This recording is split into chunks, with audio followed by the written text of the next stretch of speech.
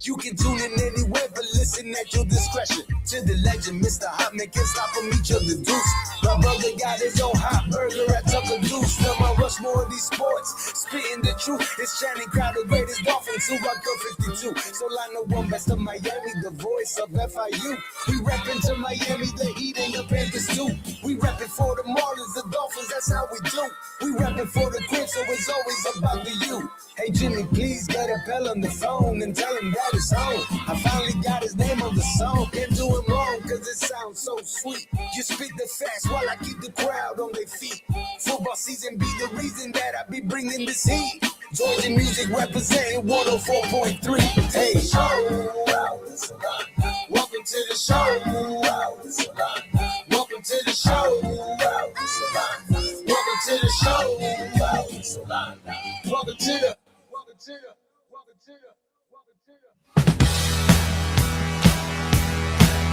Okay. Happy Friday, and it's a big one for us here at WQAM. We are live from Tabacón Cigars and Spirits in Plantation Walk, and we've got ourselves a night filled with cigar smoking. We've got ourselves a night filled with what I imagine will be some really fun, uncensored stories. We've got a night filled with hopefully Jimmy blacking out in the bathroom here at Tabacón in Plantation Walk. Don't black out, Jimmy. I won't. What's up, everybody? Hochman, Crowder, and Solana show. We are live. Today is our big event, Whiskey, Stars, and Cigars. It's presented by Edmore Sawgrass Automall, and it is back officially tonight. We're going to talk sports. It's all going to be unfiltered. All our on-air hosts, minus Hawk, who we missed today. His son is graduating, so he's over in Tampa Bay. He sent us a picture. He saw Baker Mayfield. Tampa Bay, I like that. Tampa My Bay. jersey's on the way. I don't know if I told y'all. Oh, did you get it for real? Y'all sent me the link. Yeah. I got me a Bain jersey. I'm a Bucks fan since I was a kid, and Desmond Bain, my favorite player, last year went to the Bucks. I'm gonna have me a Bain jersey. Y'all can jump me if y'all want to. They make triple X's in those jerseys? Double X. See this little gut? I've been eating a lot of chicken wings. I can tell. A Wingstop? I don't give a damn where them chicken wings are from. They're going down. Our event tonight, again, Whiskey, Stars, and Cigars. We've done this. Is the third year that we're doing this, and all our hosts will be here again, other than Hawk, at Tabacón Cigars and Spirits. We're doing the show live from Tabacón today. It's at Plantation Walk. The event begins at 6 p.m., but we already have listeners who showed up. Our guy Keith. Keith is the one that brought us the crumble cookies. Was he in studio that day? I wasn't there. You weren't there, yeah. So Keith brought us crumble cookies about like a month ago. And what did he bring you? He brought you. Keith just brought me the good candy. He brought you good candy? When he gave me the candy, I thought it was going to be some candy corns. He gave me the real blow pops. Keith, those are all going into his nightstand. The blow pop gums with the little nerds inside. Nice. And real nerds. Oh. My man, Keith watched out for me. Yeah. Appreciate you, brother. Keep the nerds away from Hawk. Knows that. He going to tear my whole box open. We do have special guests coming here tonight as well. We all know Davion Mitchell, Miami Heat starting point guard, is going to be here. Bernie will be here. The Heat dancers are going to be here as well. You're going to be able to sit down with your favorite WQAM on-air talent and have a nice Scotch whiskey from Johnny Walker. Then you can smoke a nice little smooth cigar from our friends at Drew Estate. We had on Izzy, one of the brand ambassadors from Drew Estate yesterday. She was talking about all the cigars that they're going to be featuring here tonight. Crowder, I want to get into that with you because Hawk doesn't think I can handle the big boy stuff. Oh, the bowls or whatever. Yeah. No, you'll be in the bathroom. And the event it's free to come here to the event. Now, cover. There's no cover. Why do you and Hawk why do y'all have a trouble with saying no cover? Because it is interesting how it's written here, where they're saying the event is free, but you have to take care of your bartenders here tonight at Tabacón. Your damn tab. There's food in the area, right? Like you got to take care of that. You got to be a grown up and take care of your night. I just say I'm under Joe Rose's tab. That's worked the last 2 years. Rose Joe. J Rose.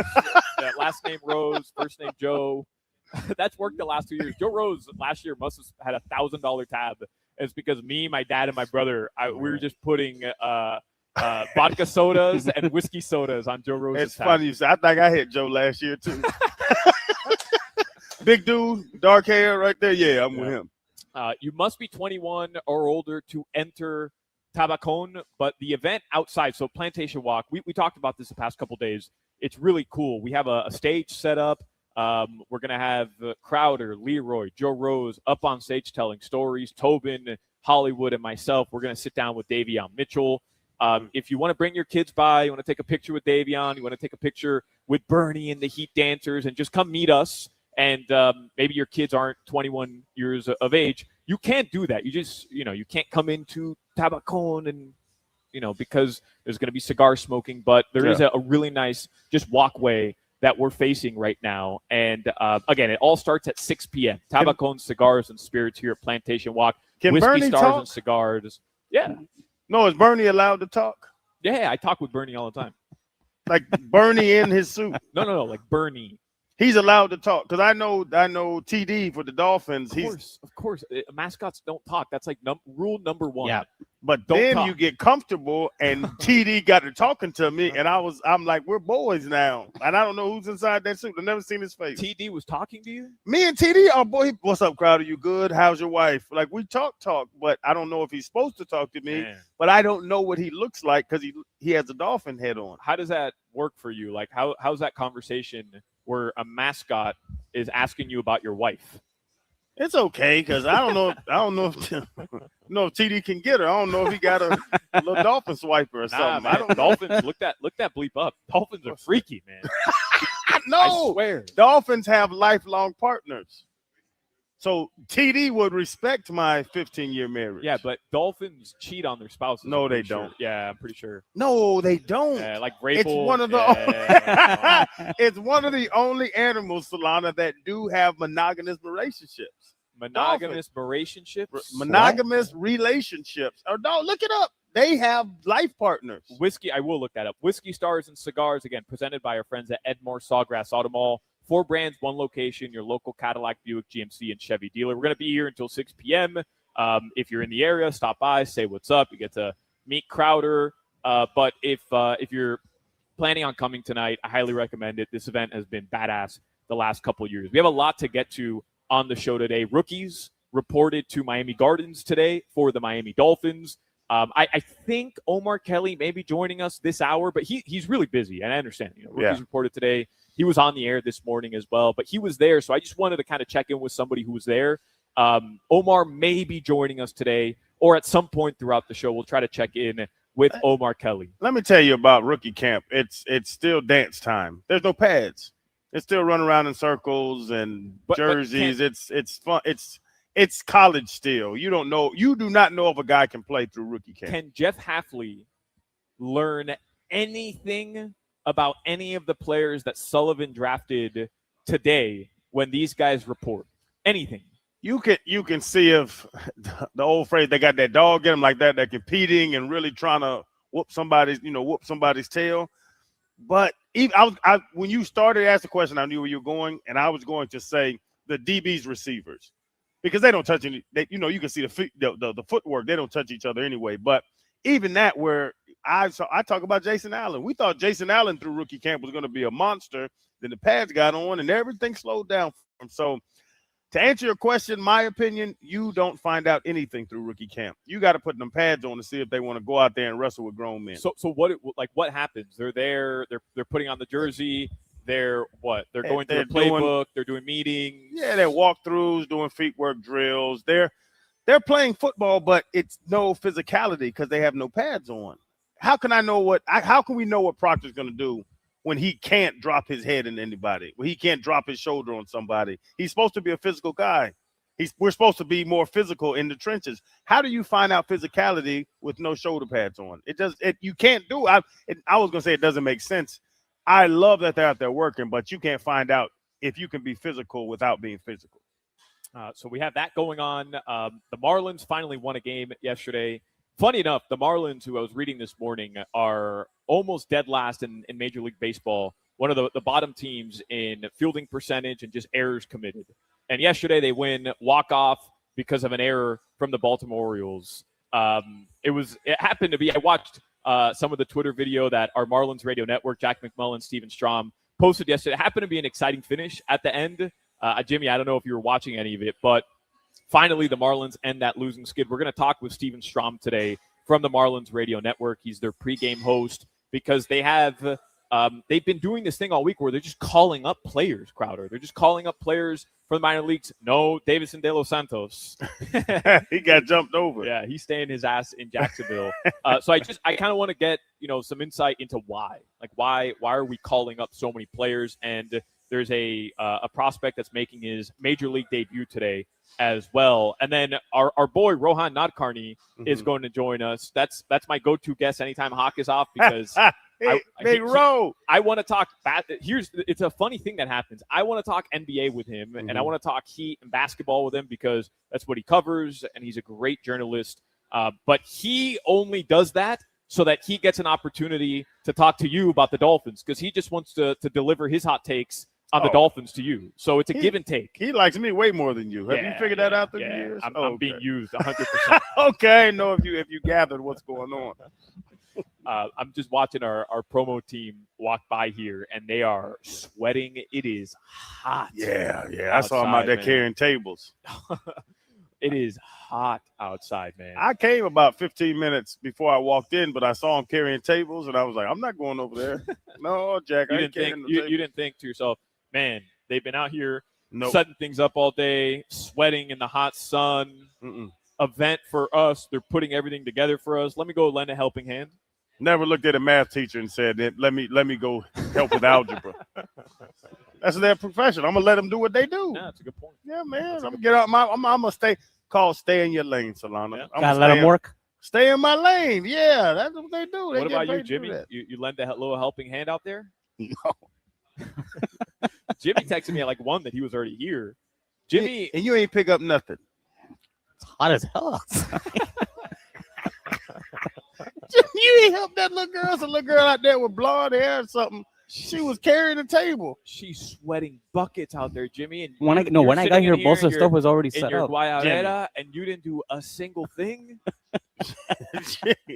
Jimmy got him a fishing shirt on, and then he got a fishing pole. Hey, Tyler, put Jimmy to work. Whenever you need to hang, just put Jimmy to work. Come on, Jimbo. So you were, where were you? In New York? Yeah, New York yesterday. Did you feel the vibe of the Knicks up 2-0? They're going to play tonight against the Philadelphia 76ers. I want to get into some of the NBA stuff going on, but did you feel like a vibe while you were in New York with the Knicks? I did because I had on a Gator shirt. I had on a blue shirt with an orange G, but it was a Florida Gator shirt. But everybody, well, not everybody, lie, but a bunch of people thought it was a Knicks shirt just because of the colors. They are so excited about the Knicks. Yeah, we getting out the East. That's their whole thing. And my response would always be, you're going to have to see the West sooner or later. Man, OKC. I don't know if we can beat OKC. So I think that they're excited. The city's excited in New York, but they know that I think winning the East, with what I talked to, I would say a number of people. To answer your question, at least a dozen people yesterday talking to them, they're really confident in the East, but they know the West is not going to fool with them. Yeah, it feels like, I mean, that's how we all feel watching any of these teams. We're like, it's been OKC, it's been maybe San Antonio, and then it's everybody else. But Zach Gelb told us on Wednesday that it's Eastern Conference title or bust for the New York Knicks. Yeah. Like, they got to win the East. I'm very interested. I'm going to look up the line. What's going to end up happening tonight with the Sixers hosting the New York Knicks? Essentially, Knicks are going to win. Is Joel in? I don't know. Let me double check. Because all his joints are bad. His gout's acting up. I'm telling you, if Joel plays, I give the Sixers a chance. If Joel doesn't play, there's no chance. He's questionable right now. If he plays, they have a chance. If he doesn't play, no chance. Man, I don't know. You don't know. What do you think the line is? What do you think the line is? Sixers hosting the New York Knicks tonight, 7:00. Knicks up 2-0. The game's in Philadelphia. Joel Embiid is questionable. I hate it because he's questionable. I'd want him in or out, and I could give you a good line. Questionable would be, I think the Knicks are still Still favorites on the road. Nah, Sixers are minus 1.5 point favorites. That's, man, 1.5. Minus No, 1.5. I take those points so fast. You think so? Yes. Maxi's going to go for 60? But tell me how a week ago the Sixers take down the Celtics, who we all thought was going to win the East. We all thought Celtics are going to run away with the East. They beat the Celtics, and we're talking about the Sixers like they're legit. Like we should be, at the very least, considering them to contend in the East. And now because of 2 games and because you were in New York, gallivanting with all these Knicks bozos, bing bong, like all these Knicks bozos that all they want to do is stand outside Madison Square Garden and get clout on Twitch. Now you're going to tell me that the Knicks are going to run away with this series? I don't know, man. In the Garden, we talked to a Knicks legend yesterday. I'm not allowed to reveal names anymore of the pivot. We talked to a Knicks legend, and he said that the Garden is the biggest advantage in basketball, playing in the Mecca. Well, he played there, and he lives there still. But I can see that. I can see the excitement. I can see the bozos you talk about giving that little energy. But I'm talking about just flat out watching the game, Solana. What are they going to do? Like I just said, what is Maxey going to go for 60? You're watching these games. Brunson is a dog. Karl Anthony Towns hasn't let you down yet. It's going to come. He's going to let you down, but he hasn't yet. I don't see the X and O's of them being able to beat the Knicks. Not even about my love or hate or disdain for the Knicks from the East when Pat Riley left. And we talked about that. That was pretty good. But the Knicks are a more dominant team on the court. We had a couple of finals yesterday. The Pistons, they take a 2-0 series lead against the Cavaliers. They win that game 107-97. Let me get into headlines here. They're sponsored by Doral Hyundai. In Miami, we go to the beach for a little solcito. And when we want a low price, we know you pay less with your Pricito de Mayo at Doral Hyundai. Pistons 107, Cavs 97. At some point today, I want to talk about this idea that James Harden belongs in any sort of category with Dwayne Wade is, to me, like if you're putting James Harden in a conversation with Dwayne Wade all time, you don't know ball. Period. End of story. Because I see this a lot, and now all those Harden stands, they're all very, very quiet as James Harden keeps turning the ball over every single time down the floor for the he's Cleveland washed Cavaliers. now, but at their prime, I'm with you. He's not Dwayne Wade, but just at their prime of their career, he could score. He could get to the bucket I'm like not Wade. saying James Harden isn't a Hall of Famer, but we're talking about a guy who hasn't won a ring, and we're talking about a guy who in the playoffs is a known. I don't want to call him a choker, but his numbers drop in a big way in the playoffs throughout his entire career. And in Game 7s, his numbers are dreadful against Dwayne Wade, who has 3 titles. And fine, you want to say, oh, well, he played next to LeBron James for 2 of them. Okay, I still think that's ridiculous because D. Wade was absolutely hooping in the 2011 NBA championship, which he should have won. You know my theory there. LeBron blew the series because Wade was going to win. J.J. Barea. And then in 2012, when they beat the Thunder, Wade was still a huge part of that team. And 13, that season, Wade still had really good numbers.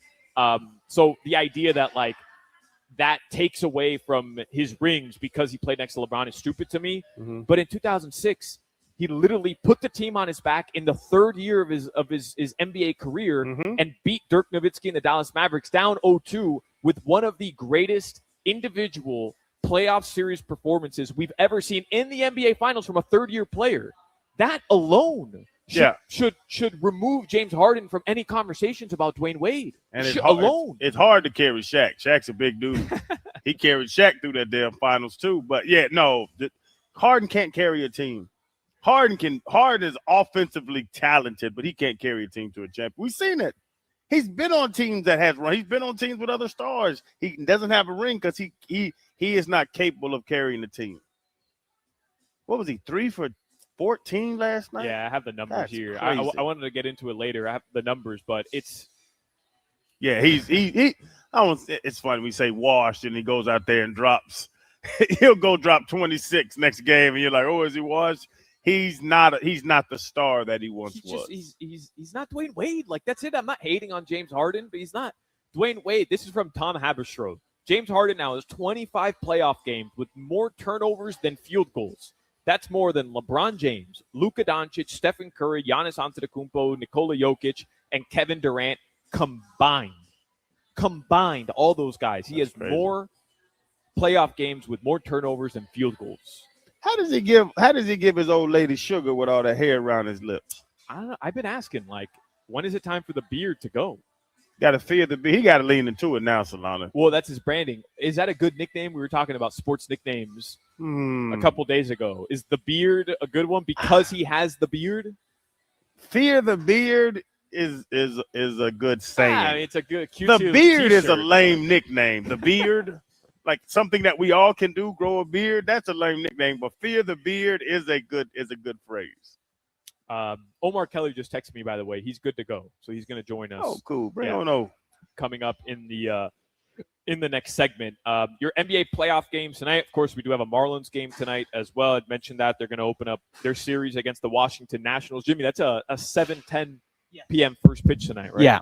7:10 p.m. first pitch. And then your NBA games. Jimmy talking to the world. You take off your microphone, Jimmy? Jimmy Mike in the back of his neck. He talking about, yeah. It is. What, you're just here to hang out? No. Jimmy said he here for a good time, not a long time, Jimmy. man. Leave Jimmy alone. Jimmy's shoes, man, are looking. What are those, Jimmy? Nice. Those are Steve Madden's. Wow. That was Steve Madden's? Yep.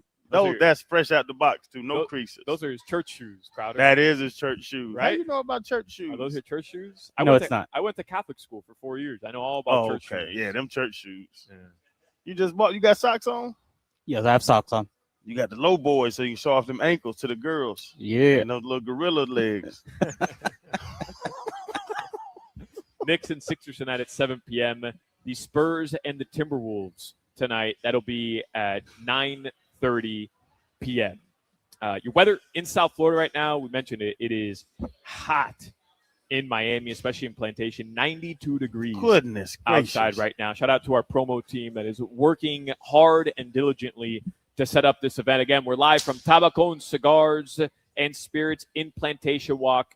And tonight is Whiskey Stars and Cigars. We'll talk about it throughout the entire program today. But if you're going to be in the area, come check it out. Come have a cigar. Come have a drink here at the bar. And come say what's up to the entire WQAM staff. Your weather is brought to you by Tornado Roofing and Contracting, helping homeowners stay safe this storm season. Visit tornadoroofing.com for a free roof and window estimate. Coming up in the next segment, we're going to have Omar Kelly, who was at Dolphins rookie, I want to call it camp. Is it Dolphins rookie camp? Yeah, rookie today? camp. Yeah, rookie Yeah, camp. Yeah. He was there live. Oh, now you can talk, huh, Jimmy? He was there live He today. got his mic in his mouth. Yeah. Rookie That what we camp, do. Yeah. He was there live today, so he's going to join us coming up in the next segment. Dan Day's back in the studio holding it down for us. We'll continue on until 6 p.m. right here on the Hochman, Crowder, and Solana Show. You're listening to the Hawk, Crowder, and Solana Show. I'm not a football guy, you know that, but I read Bill Walsh's book. Do you remember? You know the book? I can't read, Coach. Cheetah Pompano, that's a great spot to watch a game. You got basketball tonight. I mean, they got VIP areas. They've got the most beautiful ladies in South Florida to entertain. And, of course, Cheetah Pompano has that amazing complimentary gourmet lunch till 3 p.m. every day. Happy hour specials until 6. Don't forget, if you're planning a bachelor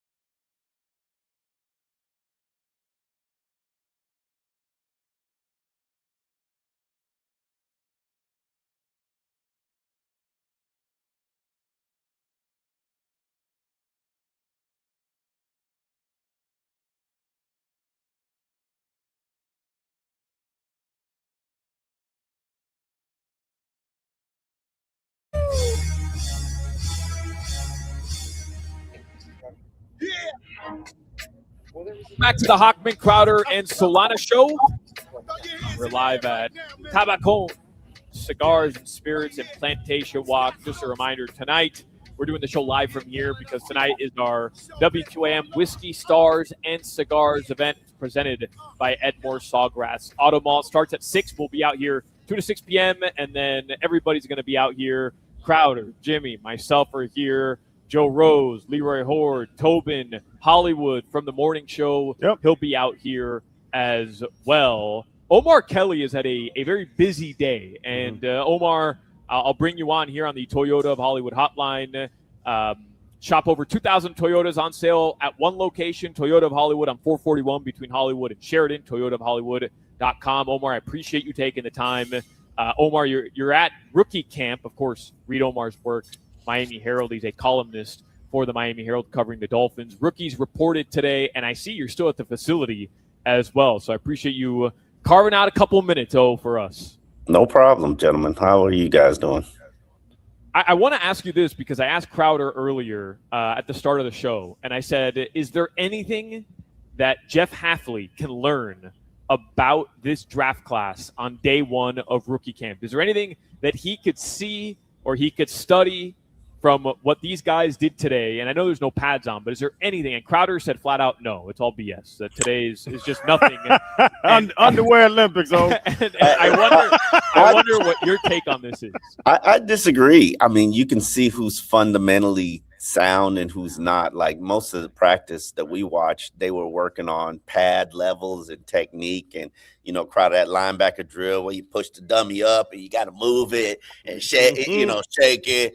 A lot of these linebackers, they're a little undersized. Like you be a giant compared to a lot of these linebackers because they're tiny. I shouldn't say tiny. They are small, relatively small for their position, but one's a linebacker that might have to move to safety. One's a defensive lineman who's small. He might have to become a Sam linebacker. And then you got Jacob Rodriguez, who's Jacob Rodriguez.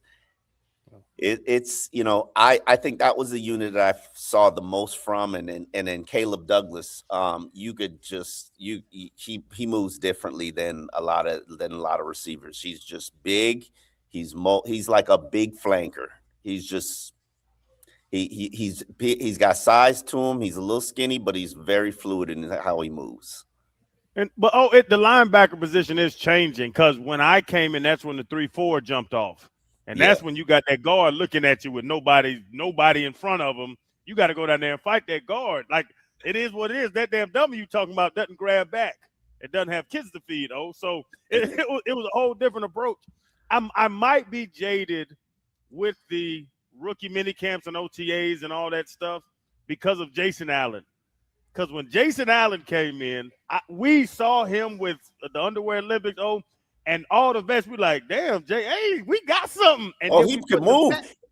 He could fly. And then the pads got on, and he didn't fly anymore. That's the one that jumps out to me? Anybody jump out to you that you saw in these Underwear Olympics, and then now we're playing football, and you like, oh, okay, never mind. It happens all the time. I remember Clyde Gates. I remember watching him one time, and that guy could fly. He could run. I don't even know if you played with Clyde Gates, the wide receiver. He was like running a 4.28, just fast. Then I talked to the receivers about him, and they was just like, and really, truthfully speaking, same thing with Jason Allen. It came down to intelligence. And I get this from Brian Hartline, who everybody knows he's the coach of USF right now. Brian Hartline once convinced me that the key to success in the NFL, and he really truly did convince me this. He's like, a lot of people have way more athletic ability than I have. They're just not going to be smarter than me. And it's true. He's like, the smart players are the ones who play early. And you play early, you establish yourself, and then you're off and running. And if you have the intelligence to learn the playbook, you'll be good to go. How quickly you learn, it indicates how much success you have. And it has never failed for me in terms of when I meet a player, like you mentioned Jason Allen, I hate to say it, but Jason Allen wasn't the sharpest tool in the shed. He was a spoon. You talking about tools? He's a spoon. And it never fails. You know, when you meet a simple football player, he's not going to be a very good football player. Yeah. And you've heard me. I've talked about it before personally, where Zach Thomas saw the athleticism in me and took me under his wing and gave me the intelligence side of it. So I that's why I always give credit to my big bro. You talk about the linebackers with Rodriguez though, and I think the game's changing. Like I said, I just said it, that you don't have to be huge anymore. You can, the game is a speed game. How is that going to play out? Because you got an all-pro middle linebacker. Rodriguez is a middle linebacker. Nobody wants to move the wheel because you're going to be out of more plays. Now you got to sit back on the backside. How is that going to play out? Actually, Jordan Brooks is a will. He does not want to be. Never wants to be the green dot player. That's not him. He's a will, and so. He's going to fit. He's going to stay right where he was. Jacob Rodriguez is going to be competing for that inside spot with Terrell Dodson, who's got the experience as a green dot player. And then they're searching for a Sam linebacker because they're supposedly going to a 4-3. I don't know how, considering they don't have any 4-3 ends. Unless Zach Sealer is going to be playing end. I don't know how that's going to look. But yeah, they're looking for a Sam, whether it's Chop Robinson or Uche, or David Ojobu. I have no idea who's going to pan out and make it work for them. But this scheme is going to be very interesting and unique to see. Obviously, we didn't see any 11-on-11s, but everything is fresh, everything is new. So we'll figure it out. Hey, Omar, how do you feel about Jacob Rodriguez wearing number 10 next year? I wrote a story in the Herald about how all these rookies got horrible numbers. Just, they Did you see that, Crowder? He's going to wear number 10. They think it's cool. The low numbers are cool now with these jitterbugs. That's true. I forget what the wide receiver Caleb Douglas. He's the number 7. He's like the one of these guys. I think it maybe is Jacob Rodriguez. One of these guys is going to be like the first defensive player ever to wear a number. It's like when I'm sure a lot of them will change their numbers when these veterans get cut and the 53-man roster is pared down. But right now, most of these numbers, they're just ugly. They're just horrible. Like, I can't even describe a tight end's wearing 49. Like, come on. What tight end wants to wear 49? That's like the number. Yeah. I forget what Kyle Lewis, the safety's wearing 19. Like 19. That's ugly. But it's even like Omar, Ruben Bain is going to wear 3 in Tampa Bay. And I don't know, like that is weird to me as well. Like that's Crowder's really right. weird. They want the single numbers. Players want the single numbers. All fat dudes want to be skinny. That's what it is. They all want to be skinny, man. Come on, you know what it is. But hold up, something we talked about. They were speaking about we talked about earlier this week with the wide receiver position, bringing in a Stephon Diggs, which I don't think is going to work. Jawan Jennings just signed with somebody else. Do they need that vet? Is the conversation we're having? Do they need a vet? Can they go in? And the two sides of it, is that like my thing is, man, keep the young boys, see if they can play. So now you're developing young talent. But the other side is, if they're not good, you can't see what Malik Willis is. So it's that double-edged sword of how do you approach this offensive passing game? Well, they have Tutu Atwell, and they have the kid that came from Dallas. His name escapes me right now, which tells you exactly how much he accomplished in his NFL career. This whole team, the whole roster is young players. They don't want them to learn bad habits from the veterans. They don't want veterans around here. They want to establish their culture and teach these players the way. However, I'm with you, Crowder. I'm like somebody who actually plays the game has to like relay messages to the players like, okay, this is important. This is what coach is saying. And they don't have that in a lot of these rooms. Wide receiver, tight end. They do have it on the offensive line. The defensive line, it's Zach Sealer and a bunch of first and second year players. Linebacker rooms, they got it in Jordan Brooks. But the secondary, they don't have a starting safety on the team. They barely have a starting cornerback on the team. So it's blind leading the blind. Is your vibe from Caden Proctor today that he's happy that he's going to be playing guard his rookie season? Was that the vibe you got, or do you think I didn't feel a commitment to guard from him? I feel I just want to play as a rookie. I haven't played guard since since practice my freshman year. He probably knows it's temporary, so he's not getting all caught up in it. Truthfully speaking, Caden Proctor, he's big. He's big. Crowder, if I had to put it, I can't not see John Jerry every time I look at him. He's like John Jerry size, but moves better. I was going to ask you that though. Does it look different? Because what I saw in the draft, everybody over 6 feet until the 5th round. Like you can look at them. What they call it? Getting off the bus. Yeah. Are we getting off the bus winning games now? Because with Mike McDaniel wanted to track meet. I think that Hafley wants getting off the bus. Yeah, he's thick. He's not fat. He's thick, and but he reminds me a lot of John Jerry. Just the build. It's just thick. He can move a little better. John was pleasant though. He was a pleasant human being. But I didn't say Proctor wasn't a pleasant human being. I was going to say Caden Proctor seems like Omar. Correct me if I'm wrong. I mean, you've met him. I haven't. Seems like a nice guy. Just like you could be. I'm a nice guy, but I would also kick you in the face if you fell down in front of me during the play. These are all truths. but that edge and that size and that almost old school football is. You talked about it before. Do you see that? I don't think you could really tell who's nasty until the pass comes on. Because I as much as Patrick Paul, for instance, nicest guy, greatest smile, but when the pass came on, he was just dominating people and then laughing at them, and just a big old hearty chuckle, and everybody was like, "That's so damn disrespectful." And so you don't really know until the pads come on, but we'll see. We'll clearly see. I can see last year Jonah couldn't play.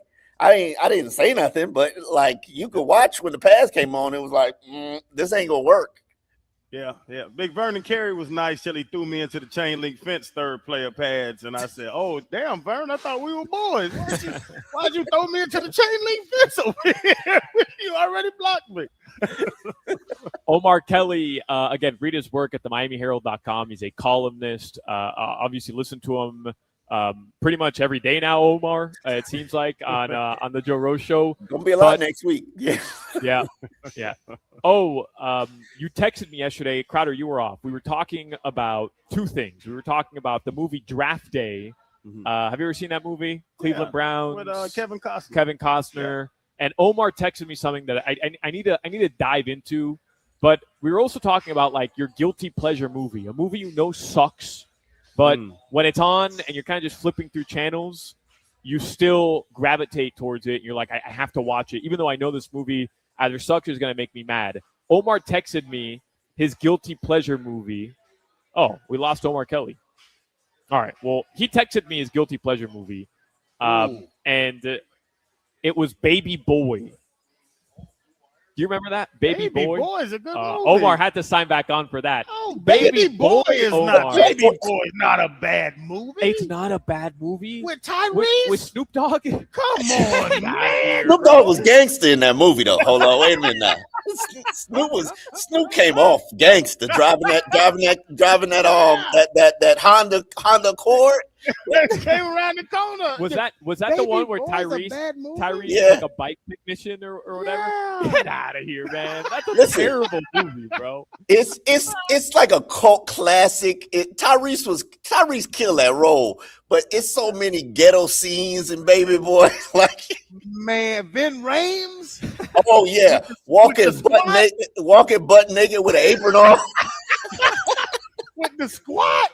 Come on, man. Y'all ain't doing this to me with baby boy today. Omar, there is no way you can believe that draft day is realistic. Oh, I've been doing this for 20 years. I'm telling you, it's realistic. Super Now, realistic.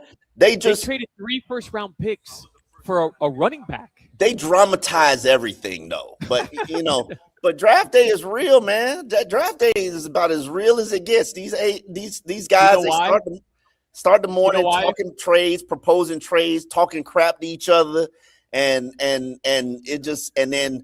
they sit here and they tell every prospect, we gonna draft you, who you hearing, trying to talk to you. Then they sit there and they talk about who didn't come to people's birthday parties and who's gonna be a bad teammate. Draft day is about as real as it gets, man. And you know why, Crowder? Omar thinks that way because he covered Chris Greer and the Miami Dolphins for 20 years. And only the Dolphins would make a trade that bad to move up for a running back after trading 3 first-round picks. I would tell you 3 teams looked me in my eyes as a man and said, if you're available, we'll draft you in the first round. I went 3rd round. I'm telling you, they don't know how much these teams, they be lying. Every draft day is the same thing. These teams be lying. Like it's such a lying time. I lost $8 million. That's why I hate Mel Kiper. You'd already spent that $8 million too. I spent $1 million because I'm about to get 8. What was it? You took out $1 million credit line? Through Lords of London, $1 million credit line. Bought a Hummer, every color Jabot jeans that they made, every color Jabot shorts that they made. Come on, you bought some Ed Hardy shirts too. Don't lie. And, no, I was getting Christian. What's it called? The pretty ones. Christian Dior? Christian Aguilar's, the sparkly Ed Hardys, the $200 Ed Hardys. But Omar, that was an investment because he still has them. I know. Crowder was killing them Ed Hardy shirts, man. He's waiting till they come back in style. They gonna come back. Oh, I know they gonna come back. Ed Hardy and G-Shocks ever come back in style, Crowder is going to quit all his gigs because he's got enough money. I have cornered the market. Omar Kelly from the Miami Herald. Read his work. Omar, genuinely appreciate you taking time today, man. I know it was a busy day, and we'll talk next week, I'm sure. I guess. Omar Kelly from the Miami Herald. We're live here at Tabacón, Cigars and Spirits in Plantation Walk. More Hochman, Crowder, and Solana after this break. You're listening to the Hawk, Crowder, and Solana Show. All right, I'll start with Chuck here. Chuck in Miami Gardens. What they do? That's for you, Crowder. WQAM's Whiskey, Stars, and Cigars, presented by Edmore Sawgrass Auto Mall, returns tonight. Talk sports unfiltered with our on-air hosts at Tabacón Cigars and Spirits at Plantation Walk, starting at 6 p.m. And we have some special guests. The Heat's Davion Mitchell, Bernie, and the Heat Dancers will be there too. Enjoy a nice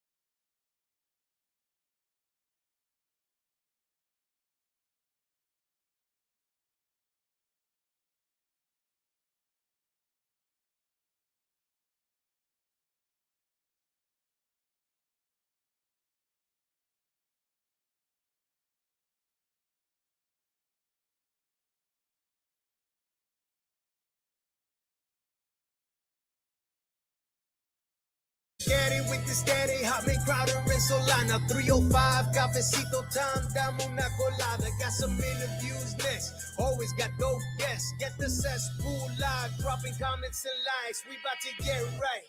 Talking sports, my G. Listen to Odyssey and 104.3. Live and back on GeorgiaMusic.com. Hitting it at the park like a Matt Mervis bomb off power. Get ready for the 3 o'clock hour. Get ready for the 3 o'clock hour. Get ready for the 3 o'clock hour. Get ready for that 3 o'clock. We're ready. Ready for that 3 o'clock. We're ready for a fun night here at Plantation Walk. We're at our Whiskey Stars and Cigars location. Hopefully you'll be out here today. I'll tell you about that coming up in a second. We've got a couple people out here for the show. Some big Canes fans. Crowder was just talking to. That's interesting to me with what's going on with the Hurricanes, because Hawk and I were kind of getting into it a little bit yesterday, Crowder. Yeah. Like what the bar should be. What should the goal be for the Miami Hurricanes and Mario Cristobal this year? And I was telling Hawk yesterday. What do you mean? The floor for them or the ceiling? Ceiling national championship. Well, ceiling national championship, Yeah. for sure. But I'm saying, like, what should the goal be where you rate the season as a successful season or not? Because last year, going into the season, what was it that we were saying? ACC championship. Yeah. You have to go win the ACC. You have to win the ACC. They didn't do that. But when you win 3 playoff games and you get to national title game, and by the way, you were a score away from winning or tying the national title game, whatever it was. Like, obviously, wildly successful season, exceeded expectations. Clearly the second best college football team in the nation, clearly. Do we still have that bar or that standard of you have to go win the ACC? I'm not saying that shouldn't be a goal. Obviously, the Canes every year moving forward should say, okay, we want to win the ACC and we want to make sure we're in the playoffs, like, for sure. But I don't think it's the pressure that it was a year ago where it was like Cristobal has to prove that he has to win the ACC. Like, I don't feel like that holds true this year. Didn't you they were talking about recently expanding the college football playoffs and taking away the conference championship games. Yeah. Because now that I think it's 24 teams, right? Dan Day, is it 24 teams? I'm pretty sure. Yeah, the college football playoffs it's way more important. It's way more money. It's just it's a bigger thing. It's NFL's playoffs. It's what it is. NCAA's turning into NFL is what it is. The ceiling for everyone is you can't go any further than winning a championship. The floor, if you don't make the college football playoffs, like, you need to be a top 10, top 12 team guaranteed now. I don't care who left. Carson Beck, you brought in what's his name from the new quarterback, Darren Mensah from Duke. and he can play ball. You're doing your quarterback turnaround. You brought in Mensah now. You had Beck before him was the Titans quarterback. Yeah. Like Cam Ward. Cam Ward. That's what you're setting up. What you're going to do. You're going to bring in an established quarterback. You're going to put a team around him so that you can go compete for a national championship. But like I said, upset, if they're not a top 10 team, I think that's a failure. You're the defending number 2 team in the defending national champion, defending national contender, I guess. You have to go to the college football playoffs hands down. For sure. How high you rank is where it is. My point was, college football playoff is the goal, right? 100%. Just get into the college football playoff. Yes. If you get in, even if you're not the ACC champion, then I don't think that's a bad thing. No. Because last year you proved that, okay, I'm not happy about the Louisville loss and obviously the Georgia Tech loss. Like, I still get a little outraged when I think about it. But my point is, like, as long as you're in the college football playoff, I don't really care how you get there anymore. I don't think that there should be some sort of goal for Cristobal in terms of, like, if he doesn't win the ACC title this year, the season's a failure. Like, well, you didn't win it last year and you almost won the Natty. Well, it is embarrassing. I'll bring my Gator back out. It's embarrassing that y'all have never won the ACC championship. 100%. But 100%. I think, like college football just said it, I bring up them saying that they're going to get rid of conference championships, is that I don't think that is as important anymore now with the college football playoffs. So we need to reset that. You should be who was in it last year? Y'all, Duke and Virginia. Was it Duke and Virginia? I know it was Duke because Duke and Virginia. Yeah, old quarterbacks there. Like, you should be able to be in there. The Louisville game and those, SMU upset you. But I think those 305. 305. I mean, don't peek out the corner of your eye. Dale. Thank you, Jimmy and Dan Day. You're welcome. 305 on Hochman, Crowder, and Solana is sponsored by Miami Lakes Chevrolet, where you walk in as a customer and you drive out as family. I just don't think. I think the conferences now, we're expanding. You know, Texas is in the SEC now, all that. I think those conference championships don't mean as much as they did when I played. And I think it comes down to getting the playoffs, and let's see what you really got. I believe part of the expansion of the college football playoff that they're trying to make happen would eliminate conference championship games. I'm pretty sure I read that. Which, look, I like the idea of a conference championship game, like in theory, but I think last year was evidence that was an embarrassment to the ACC. Not only that, but a team getting penalized for losing in the college in the SEC championship game, right? Let's just say you make it to the SEC championship game and you lose. That's another loss on your resume. That's another loss on your record. And a team behind you that didn't make the SEC championship or their championship game could then ultimately jump you for a spot in the college football playoff, to me, is backwards. Like, you shouldn't be penalized for playing an extra game, even if you lose the game. That in theory doesn't mean anything anymore. Like before, SEC champion was going directly to the national championship game or was one of the 4 spots in the first iteration of the college football playoff. Now that there's 12 teams going to the college football playoff, you shouldn't be penalized for playing as one of the 2 that got into the SEC championship game or the ACC championship game or whatever. Like, you're just as deserving, because if there were no conference championship game, then you would have made it to the college football playoff as one of those 12 teams. But now that you lost the conference championship game, you hurt your resume in order to get there. And a team that wasn't playing and that was inactive that week has a better chance. Like, that to me is backwards, totally backwards. Duke, Virginia, December 6th, 2025. Who wanted to watch that game? Nobody. Nobody watched that game. What was it? Texas A&M you went played in the first round? Yeah. That was a game.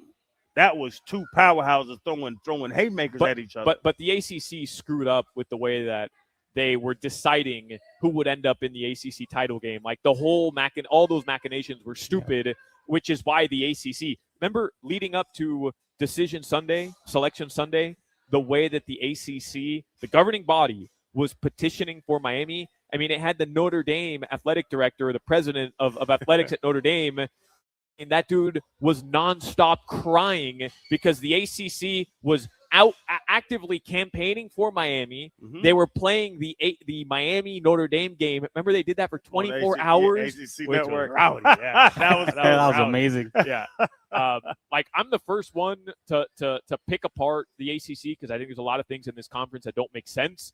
But they knew that Miami not only belonged in the conference championship game, and they got screwed out of it, but they also belonged in the college football playoff as the lone representative of the ACC last year. And we learned that not only did the committee make the right decision, but it would have been a hell of a wrong decision to keep Miami out, because on paper and their resume, they were good enough to make it to the playoffs. So as this stuff matures, as NIL comes up, as the conferences expands, like I'm saying, who is it? UCLA is in the ACC now or something like that.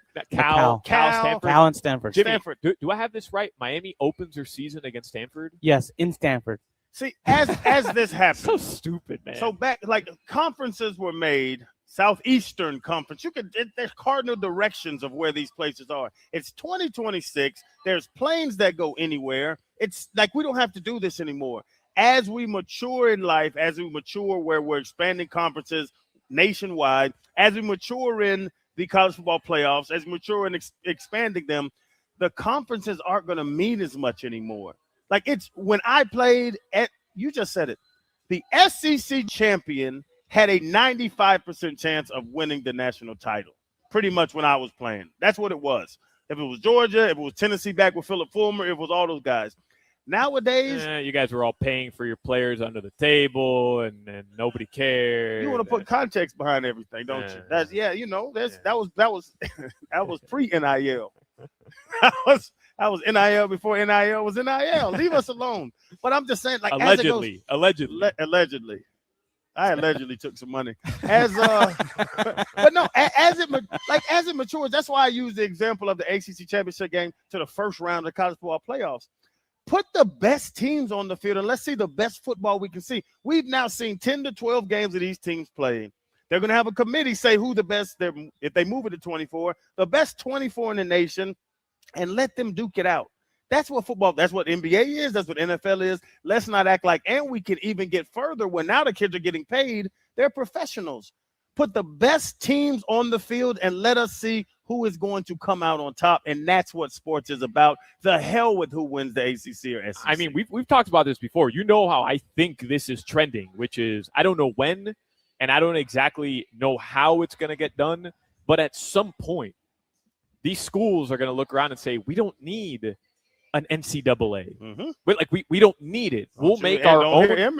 Don't tell Emmert that now, because Emmert, what's his name? The NCAA guy who does nothing for his whole life and makes $10 million a year. Yeah, like what do we need the NCAA for? They're a governing body that takes revenue from a system that is not an appropriate system for these universities to maximize their return on profit. So, in my mind, within the next 10 years, we're going to have a situation that they tried to do in European soccer, which was we're just going to Alabama and, all the SEC powerhouses, and then Texas, I guess they're part of the SEC, and FSU, Miami, Clemson, like all these teams are just going to say, let's get out of the NCAA and let's go make our own league, and we can do it however we want, and then we can make the most possible money on our rights deals as we possibly can. Like that's the way I think it's trending at some point. Some point. Oh no, and they can do it. You can do conferences. The big five, power conference. For the top 4 teams from those go in. That's 20. 4 at large. That's 24. Let's go play ball. I can figure that out, Solana, and I don't even have a degree. I don't know why these smart people can't figure this out. Let's go play ball, baby. Let's go play ball. That's what you want to see. Yeah, we'll Duke, Virginia, 6-5. Who wants to watch that? Somebody's pointed out on the chat that your shirt. Well, they write, my shirt says I never ask my wife. But what does your shirt say? Let me ask my wife. Let me ask my wife. Smart man. But it sets a precedent now. I'm gonna start selling them because it sets a precedent. Is that your shirt? No. I bought this from somebody, but I got to change the wording, I guess, for infringement.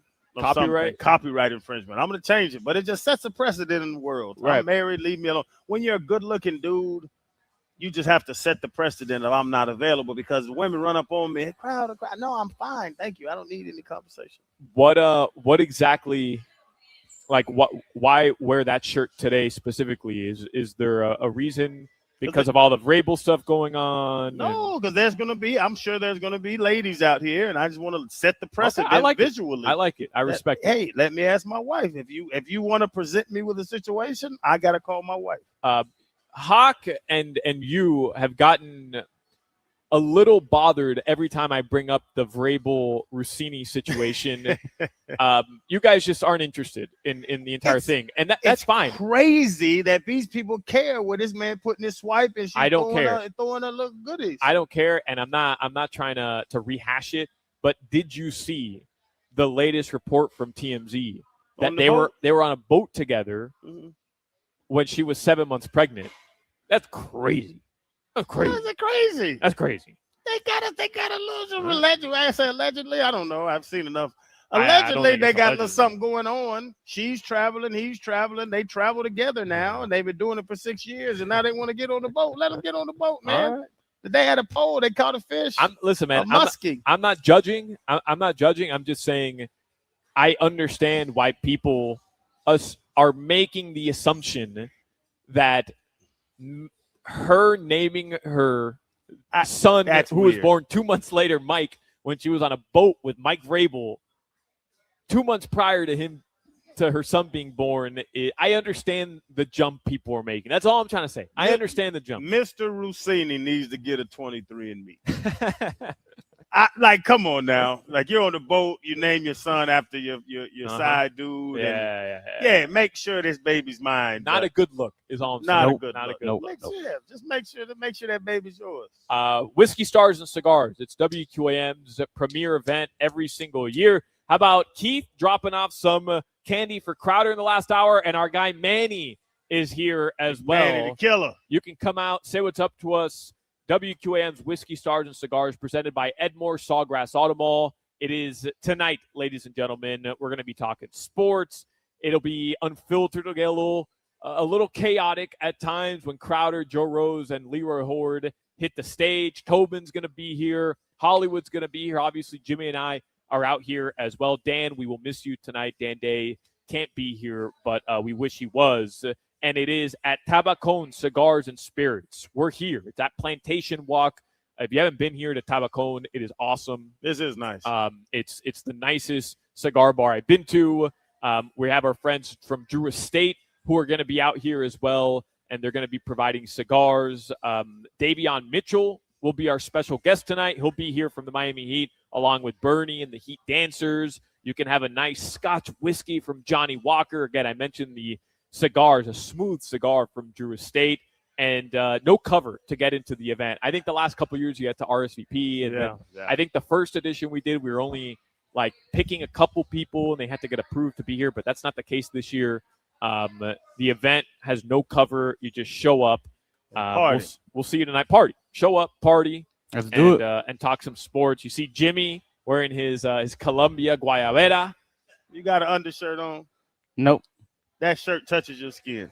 Yes, it touches my skin. I don't wear undershirts. You don't have undershirt I on. never wear undershirt. Y'all are nasty. I did that when I was in high school, but I don't do that anymore. Now you're older and you have more body secretions. And you got all that damn hair, man. What body secretions are you having? You don't sweat. You good? You don't sweat. I get excited. We'll see you at 6 p.m. tonight.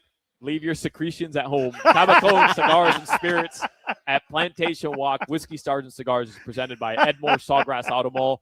4 brands, 1 location, your local Cadillac, Buick, GMC, and Chevy dealer. Coming up in this hour, we are going to talk with Steven Strom. He hosts Marlins on Deck right here on our radio station with the Marlins Radio Network. Let's get to headlines here because Los Marlins, they do open up a series tonight versus the Washington Nationals. It's a long homestand, huh, Jimmy? For the Fish?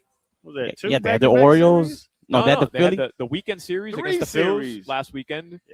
Yeah, 10-game. Thank you, Dan. 10-game homestand.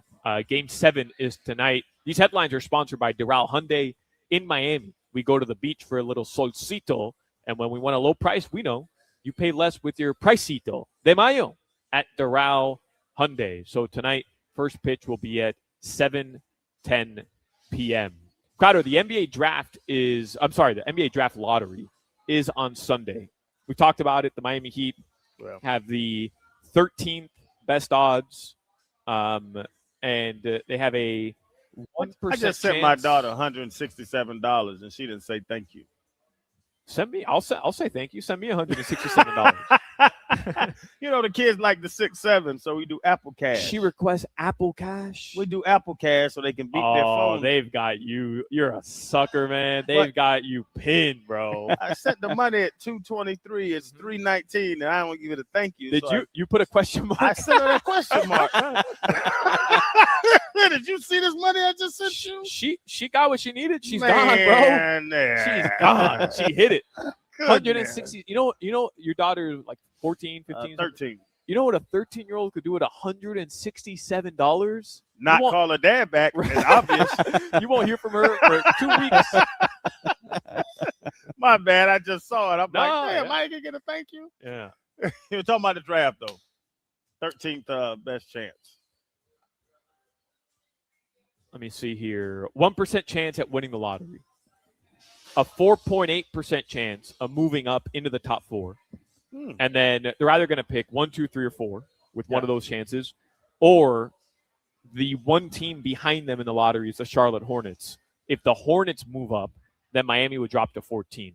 If the Charlotte Hornets move up into one of those top 4 spots, I genuinely will be enraged because not only did the Hornets screw us with the Terry Rozier situation, and the NBA didn't make them pay for it, just sent us a stupid second-round pick, but they also ruined our season by tripping Bam Adebayo, this stupid LaMelo ball, and knocking him out of the game. So if the Hornets, by some power of God, or I don't know, whatever you want to believe in, if they jump the Miami Heat and they get into the top 4 and the Heat don't, genuinely, Crowder, something has to happen. It's top 4 or 14, 13 or 14. So because if the Heat don't move up into one of the top 4 selections, and the Hornets don't move up, then that means Miami's going to be 13, Charlotte's going to be 14. Man, that's crazy. Yeah, they're going to get it. And they're getting good, and they're young. Do you think if the Miami Heat land the top pick or one of the top 4 selections, okay, so they move up in this hypothetical. We talked about this yesterday with Hawk. Should the Heat keep a top 4 pick, or should they trade it for Giannis Antetokounmpo? Because I'll tell you right now, and we had Ira on yesterday. Yo, dude, you good?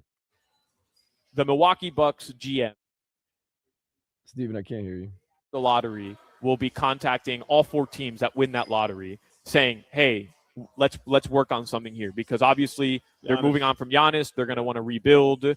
So if you have one of those top 4 selections, it almost seems like you have an advantage in some sort of potential trade for Giannis Antetokounmpo. It doesn't mean he's going to go to one of those 4 teams. It just means that they're going to be definitely open ears with those teams. If the Heat do move up in the lottery, knowing that Pat Riley, not that he doesn't like young guys, because I don't think that's fair. I don't think that's fair. Value picks. But he definitely, we can say this for sure, values a player like Giannis Antetokounmpo, title contender, superstar, one of the best players in the NBA when healthy.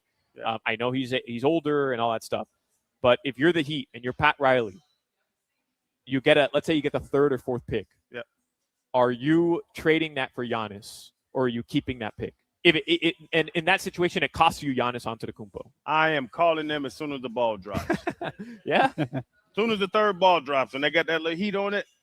Hey, what's up, Milwaukee? Let's see what you went the 3rd pick. It's Hawk. We talk about it all the time, Solana. A bird in the hand worth 2 in the bush. Boozer, is that the big name? Who's the big name this year? Yeah, it's a guy named AJ DeBansa from BYU. BYU DeBansa. No, don't do this. BYU DeBansa. Watch his tape. I'm telling you, don't, because I know what you're doing there. You're going name, you're going school. You haven't watched this dude. DeBansa. He is a baller. Yeah, I'm talking about baller. But anytime you take a chance on a young guy, one, you don't know. You don't know. You're right. You don't know. But 2, it takes time for them to mature and to get you where you want to be. And do the Heat have time with this window right now around Bam Adebayo? I don't know. No. And you got to, you know what? And that I wasn't even going to bring up the Bam situation. What's Bam going into 10? 10. Yeah. This is his 10. Or last year was 10. 10. I want to say you let Bam down because you brought Jimmy and then you went to 2 finals. So I would say let Bam down. But you think, I know the last 2 years, you haven't maximized Bam Adebayo post Jimmy Butler. I get what you're saying. Bam is a respected all-star. So you always talk about it. I give you a hard time. Bam is a dog. What is around Bam? You gave him Hero, who's going to be hurt and had 6 toes. You gave him, just these players that he's played with since Jimmy. Even Jimmy's last year, that's the year he went and sat in the corner. That was 2 years ago when he decided not to play basketball anymore. You can't bring in BYU DeBansa and say, hey, Bam, y'all go get it. And even though this year Cooper Flagg was very good, Cooper Flagg is going to be a monster. He's going to all-star games. How long is it going to take Cooper Flagg and the Mavericks to get good again? Now Bam's in his 14th year. That's the Bam angle. And then the track record of Pat Riley. He doesn't try to jump up and get in the draft and get these young guys in development and see what happens. Go get stars and go win now. Bam is old, and that's even plays in that. Bam is older. He needs somebody to run with. Go get a proven star like a Giannis or y'all, which it looks bad now because Spider, Donovan Mitchell's not looking too good in them games. Right. But he did put Tobias Harris in the washing machine the other day and hurt his hip. But a guy like that, go get a proven star so you can maximize Bam's last 3 or 4 years of him being in his prime. Because this young dude, BYU debaser, I don't know what he can do for Bam. I'm going to read a story later on in the show because I want to get to Steven Strom, and we're going to talk with Rohan Nadkarni a little bit about what a Giannis Bam roster can look like. So we have more to get to on the draft lottery front, but I'm going to read a story to you that explains why the Heat have not only had the worst luck in NBA lottery history, but why they deserve for the NBA to rig this son of a bitch. Rig this son. Let's go, baby. Come on. Give us the first pick. Come on, give it to us. They don't like Pat. Nah, I don't think that's true. I think it's true. I don't think that's true. And by the way, right now the NBA, all they care about is their image and how it's being it's being tormented by teams tanking. The Miami Heat are the one team. Pat Riley is the one executive who says, "I will not tank, no matter under any circumstance. I will not tank." Why shouldn't the NBA reward that thinking? They should. They should. Oh, I'm with you, but they're not. Yeah. I don't think it's rigged. Obviously, this is all tongue in cheek. I don't know. I don't think it's till last year. Last year was weird. Last year was weird. Now you get goofball Collins trades Luka, and then they give Dallas #1 pick. That was very peculiar in my mind. Yeah, it was goofy. Right now in South Florida, as we get to weather, it's 91 degrees. Tonight the lows will be in the mid 70s. Hopefully, we get a nice little breeze here at Plantation City Walk. We're live. WQM Whiskey Stars and Cigars, come out and say hi. Tabacon Cigars and Spirits here at Plantation City Walk. This weather report brought to you by Tornado Roofing and Contracting, helping keep your home and family safe when the storms roll in. Visit tornadoroofing.com for your free roof and window estimate. Jimmy, Crowder, Solana, we're all out here at Tabacon, and Dan Day is back in the studio. BYU debaser. The Banter, baby. BYU the Banter. That's what you're trying to sell me on. Steven Strom from the Marlins Radio Network. Before the Marlins open up a series here at home against the Nats tonight, he's going to join us next. You're listening to the Hawk, Crowder, and Solana Show. Who are you comparing Kobe to? Josh Giddey. WQAM's Whiskey, Stars, and Cigars, presented by Edmore Sawgrass Auto Mall, returns tonight. Talk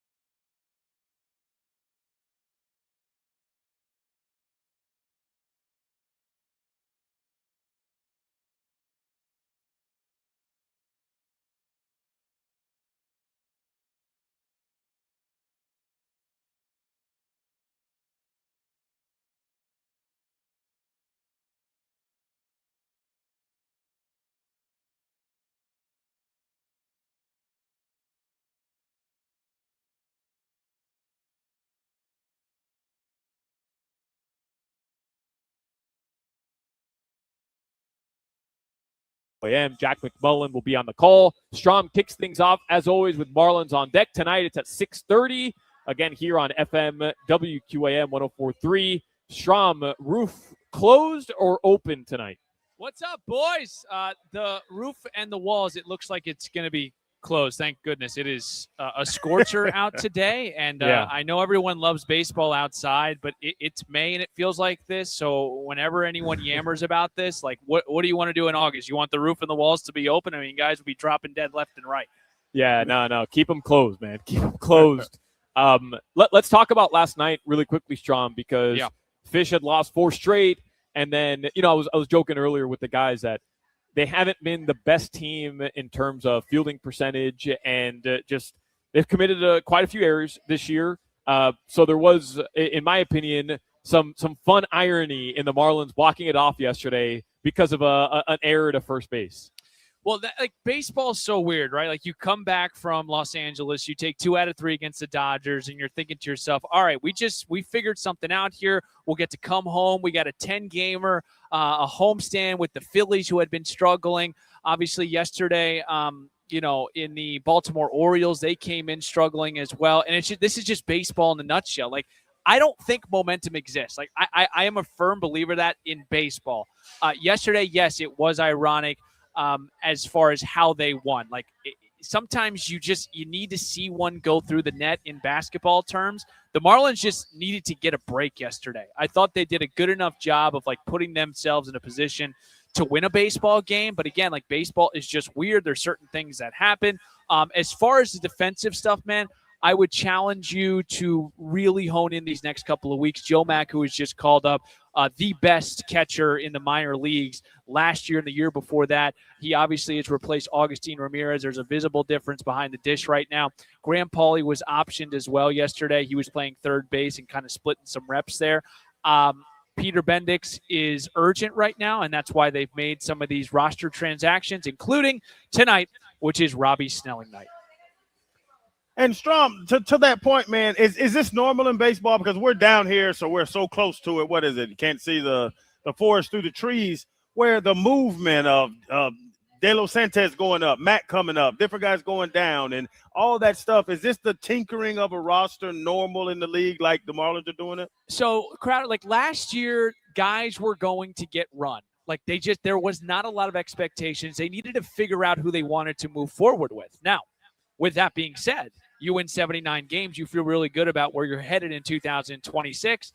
That optimism that they had in 25 has now turned into urgency. So to answer your question, yeah, and I think we're going to continue to see that. If guys don't perform for the first time in quite some time, there will be consequences if you don't go out every single day and show this manager and show this front office that you are a winning, valuable player. And it's a great quote-unquote, I guess, problem to have. It's sometimes tough to keep up with the roster transactions. This week has felt like a month, but it's exciting. You're getting Joe Mack. We're getting Robbie Snelling tonight, and I'm sure those two are not the only ones that are going to get some opportunities if guys don't perform. And speaking of Joe Mack, we actually, what was it, Jack Mack. Yeah, Jack McMullen. Yeah. We call him Jack Mack. I'm trying to change his name. But Strom, he went 0 in the first game, and everybody's like, even Appel was like, "Hey, Crowder, take it easy, giving Joe Mack a hard time." You didn't want him out of here after one game. You're kidding. No. I was just saying, he was swinging at some balls that I probably wouldn't have swung at. Come on. But through 10 at bats, he's hitting 300. So now I kind of got back. I'm cool now. Yeah, okay. Crowder's a "what have you done for me lately" kind of guy. Oh my goodness! You Can hit we 300. give the guy a week? You give it 300, Strom. I got you. Hit me 300. But is it? And everybody's talking about his defense, his pop rate, and all that stuff. Joe Mack is he special? He's special because everybody's saying leave him alone. He's special. Oh, I love you, Crowder, and I love the pop time usage. Look at you with your vernacular in baseball. You on Baseball Savant or something over there? I'm learning it. My son plays. My son's 14 and plays 14U, so I'm getting some of that. Is he a pitcher? What is he? He's stealing my take, Strom. Okay. Get out of here with that. You're stealing my take. I love pop time, pop rate. What's your next question about zone contact? Oh, great zone contact. Pre-2K? Listen to me. I mean, Joe Mack, yes, his defense is superb, but what he can do with the bat, he hit 20-plus home runs last year in the minor leagues. I think, again, he's come up here and just being around him in the clubhouse. He's young, but he feels like he belongs here. He's not a guy that's going to live on this roller coaster, which some of these top prospects can do. And I feel the same way about Robbie Snelling. They know what they are, and they know that they're confident at this level. I think the big question for Joe Mack is can he hit spin? Can he sit in there and be disciplined? I think a big challenge always when you come up to the major leagues is it's just so different. Some of the stuff that you see in the minor leagues, from just curveballs to sliders to sweepers, this is the show, and you're going to have to come up here and you're going to have to prove it. And he's going to get that chance. He's going to catch the majority of these games because they can't take Liam Hicks out of the lineup right now. He leads all of Major League Baseball with 34 RBIs. So now you've got a situation where you're going to have Liam Hicks in there, but for the most part, we're going to see Joe Mack catch. And I'm excited to see what he does offensively. But to be honest with you, Crowder, you're a football guy. No, I'm trying to give you a comp. There are so many guys in baseball at the catcher position that hit 200, but they are so valuable. Not saying that's going to be Joe Mack. I don't think it's going to be. But defensive catchers, when you think of Dynasty, you think of the Yankees, you think of Jorge Posada, you think of the Giants, you think of Buster Posey. All of these World Series teams, man, what do they have? They got great guys behind the dish. I think Joe Mack can be one of those guys. Yeah, even Stum, Pudge, he wasn't necessarily I know he was a power hitter at times, but he wasn't necessarily – right, he wasn't batting over 300 for his career, was he? I mean, I it was a long time ago. I could be remembering incorrectly, but I feel like he wasn't. He was known as a defensive catcher, just a stud behind the plate. Maybe earlier in his career, but he became a really great offensive catcher, I think, throughout his career. So, speaking of, you mentioned Liam Hicks, Otto Lopez, Xavier Edwards, Liam Hicks, absolutely crushing the ball. But you've mentioned Snelling a couple times here, and you had a tweet yesterday that I favorited because when I saw it, I laughed a little bit. I kind of chuckled to myself, and I'm like, all right, Strom. Let's settle down here for a second, because you quote tweeted the Marlins, who took a picture of it's Robbie Snelling, right? Robbie Snelling. Yeah. I didn't quote. That was my own picture. I get credit that on was, that. Oh, that was your own picture. Excuse me. Yeah. He takes a picture of Robbie Snelling's locker, and he says, chills.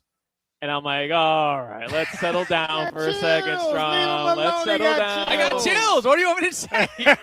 But I want to buy in. What do we need to know about Robbie Snelling, and why is it so important? Why is it such a big deal that he's making his debut tonight? What do you need to know? Let me start with this. Sometimes these top prospects can be pushed through the system because they're top prospects, and some just are so dominant that they forced your hand. Robbie Snelling is 9-3, which wins and losses as a pitcher, I literally don't care about. I don't know why I led with that.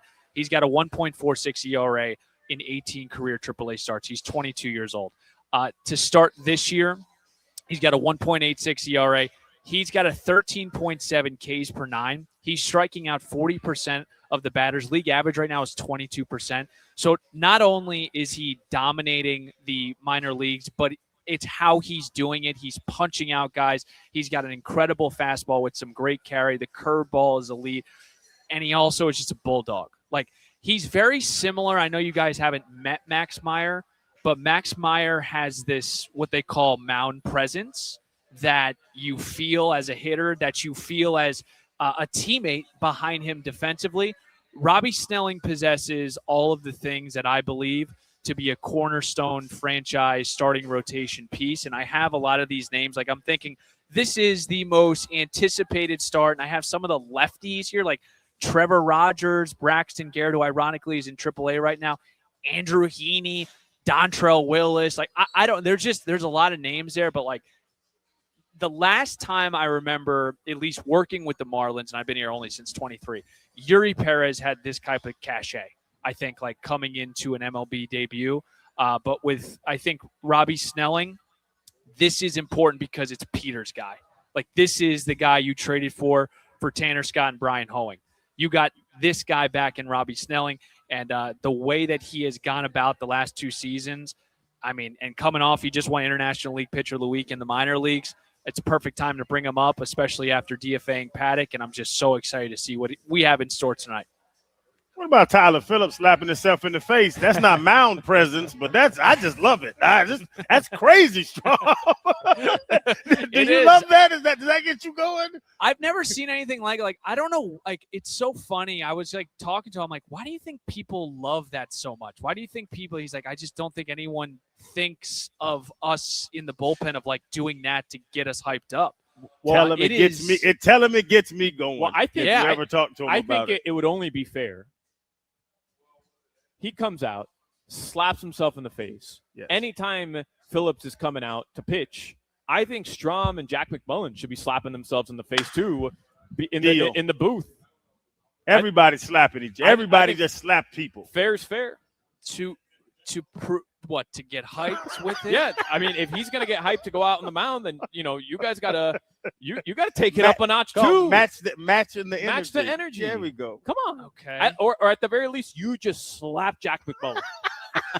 If it was TV, I would get it. But like, should we put on our mics and just go, so they can hear? Like, I don't know. Like, I love the whole matching the energy thing, but hitting yourself, slapping yourself for Tyler Phillips, I mean, that I'm just gonna let him own that, and I'll Theater just of the mind be up here. Strom. All right, well, you I'll let you have that one, and you think about it. We're workshopping. I texted Strom that we have been talking about guilty pleasure movies. Yeah, a movie that you're flipping through the channels, you see it, it's not a good movie, but you're like, man, I can't pass it. I got to keep watching it. For me, Strom, I'll give you an idea. It's Jurassic Park 3. For whatever reason, it's an awful movie, and the entire plot is just stupid. But I effing love that movie, man. I can't not watch it when it's on. What's like your guilty pleasure movie? Can I do TV show first? Okay, all right. I'll allow Keeping Up with the Kardashians. Okay, it's one of those. Strom, appreciate it. Listen to Strom tonight. What do you want me to say? Just being honest.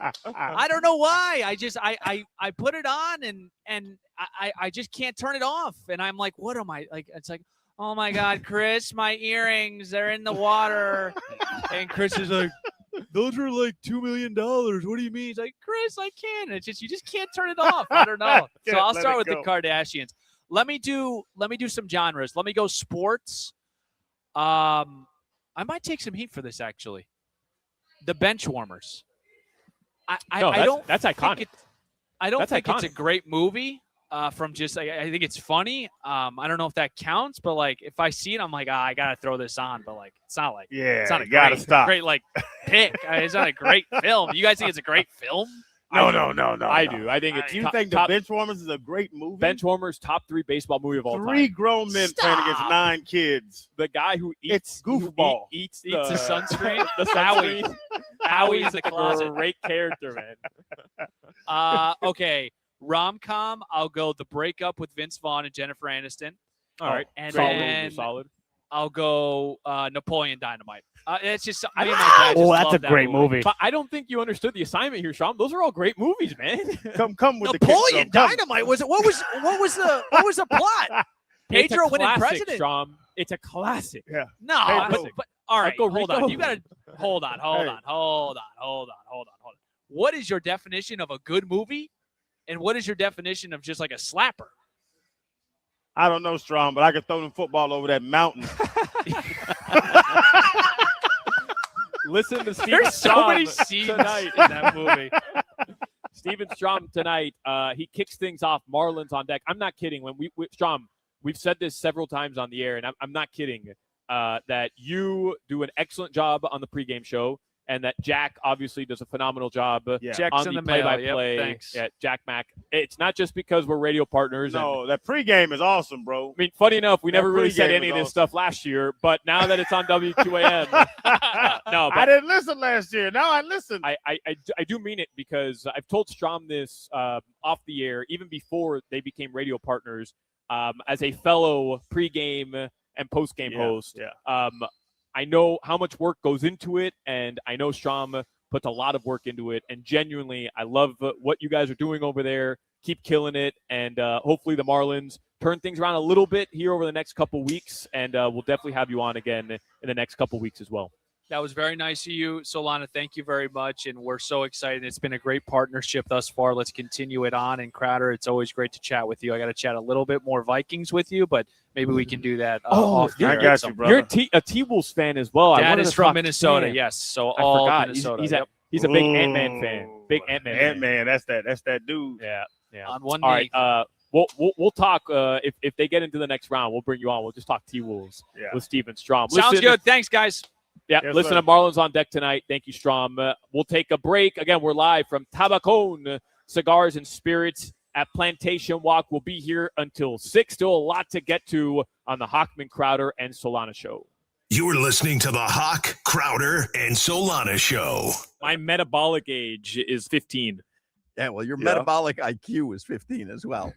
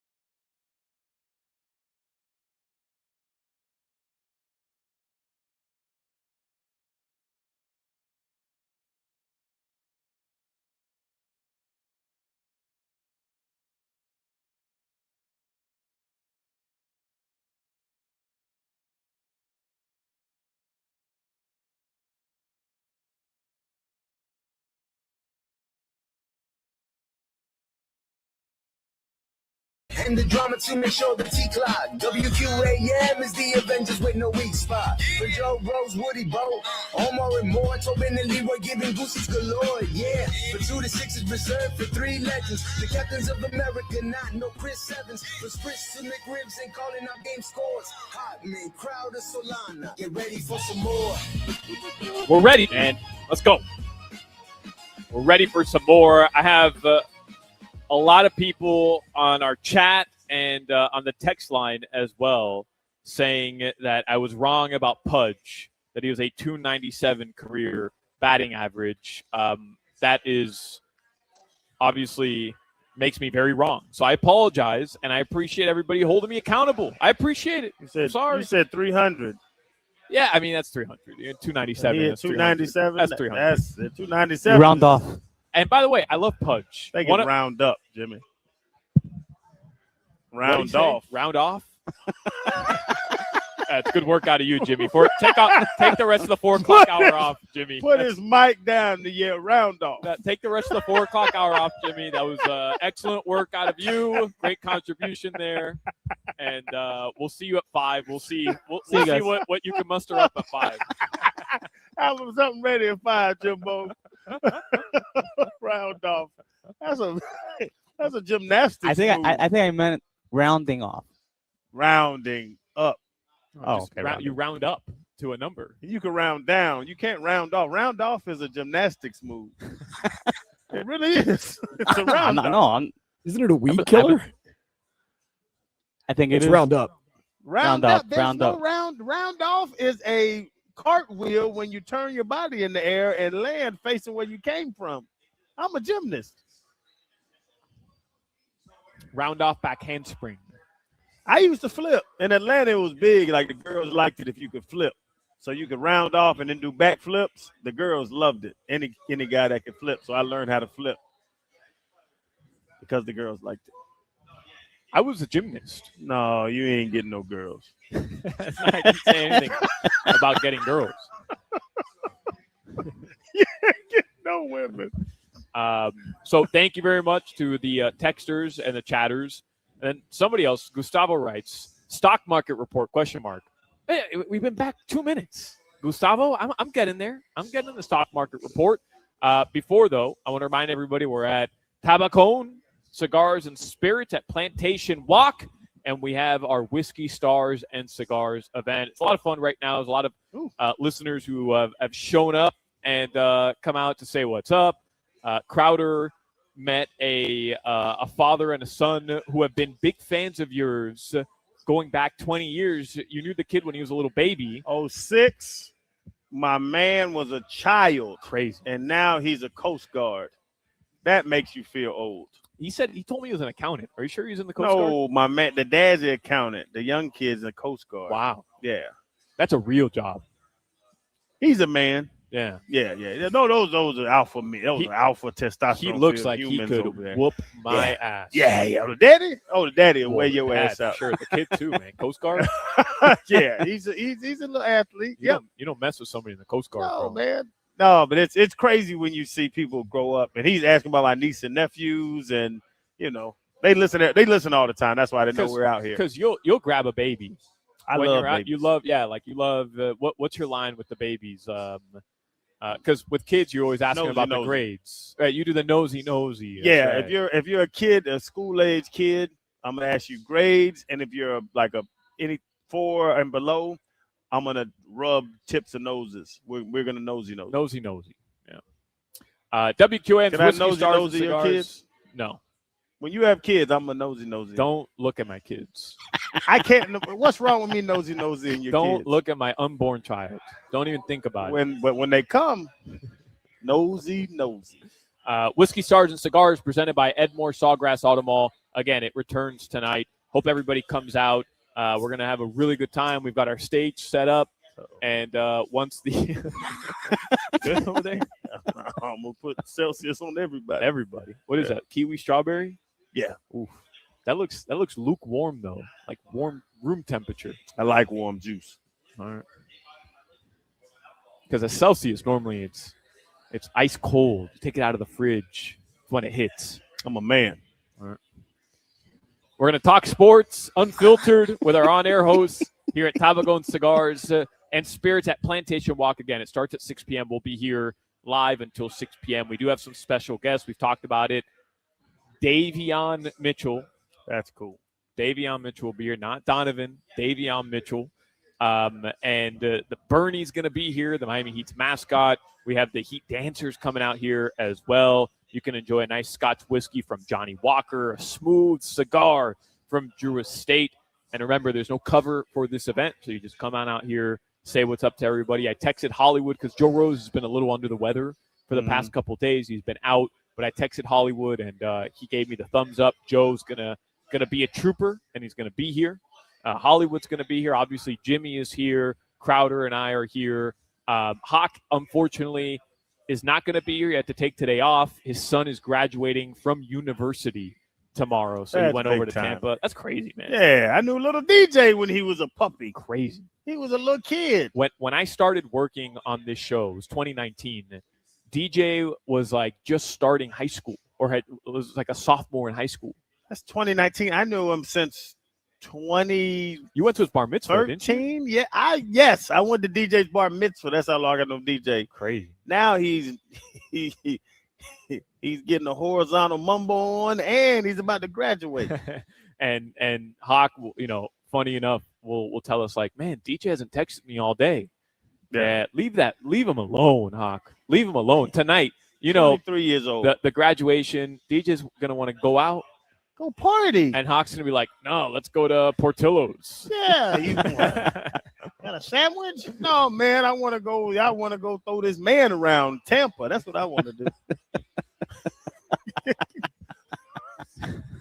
Let's have a steak. You can get your smooth cigars from Drew Estate tonight as well. So just stop by. All the info, if you need it, WQM.com, but you don't need it. I'm giving it all to you right now. We'll be here. It starts at 6 p.m. tonight. Tabacón Cigars and Spirits, Plantation Walk, Whiskey Stars and Cigars. Our event is sponsored and presented by Edmore Sawgrass Automall. Our friends at Edmore's, 4 brands, 1 location, your local Cadillac, Buick, GMC, and Chevy dealer. Crowder, there's some NFL news. We're going to talk with Rohan Nadkarni coming up. He's a reporter for NBC Sports. But there's some news in the NFL, and I think it matters a little bit because of the Devon Achane situation going on with the Miami Dolphins. But Breece Hall, Jets running back, signed a 3-year deal worth up to $45.7 million, making him the NFL's 3rd highest paid running back. And look, that's the Achane range. The Achane thing to me is interesting because I know we talked about it earlier in the week. I'm a little concerned about not whether the Dolphins want him or not. I think that's clear. And I think the Dolphins are willing to pay probably around this range for Devon Achane. I'm just guessing. I don't know that to be that's true. That's the range. Top 5. Everybody wants to be top 5. I think Sully knows what it's going to take to keep Devon Achane here. I think the fact that he's been so willing to get in front of a microphone and say, we want Devon Achane back here, I think it's a no-brainer that they understand what they're going to end up having to pay him. Again, that's just my interpretation of what has been said and what the situation is. I'm wondering, because the deal hasn't been done yet, whether or not Devon Achane sees himself here because of the situation that the Dolphins are in. And I again, I don't know that to be true. It's just my gut feeling is telling me we're all talking about it like it's a foregone conclusion. The Dolphins and Devon Achane are going to sit down. They're going to work out some numbers. Devon Achane is going to be back here next year.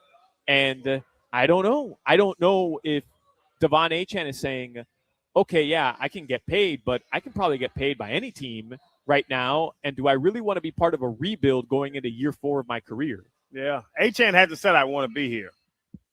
Well, he did show good faith, a sign of good faith. Yeah. He didn't show up for some of the offseason, yes. Right? The offseason, the voluntary workout, but he was in the facility. It was reported like a couple days later, which was a sign of good faith. essentially saying, "Hey, I'm not going out in the field until I get my money. Yeah. But I'll come in and show that I'm committed." Which, by the way, I take that into consideration with what I'm saying. I think that's great that he did that, Yeah. but it doesn't mean anything to me because, man, why hasn't this deal been done yet? That's what I'm struggling with. Well, the Dolphins can push off, what is it, June 1? They can push it off to June 1 and say, hey, we have to move the money, COE cuts, pre-June 1 cuts, post-June 1 cuts, all that stuff. So the Dolphins can have some time to push it off.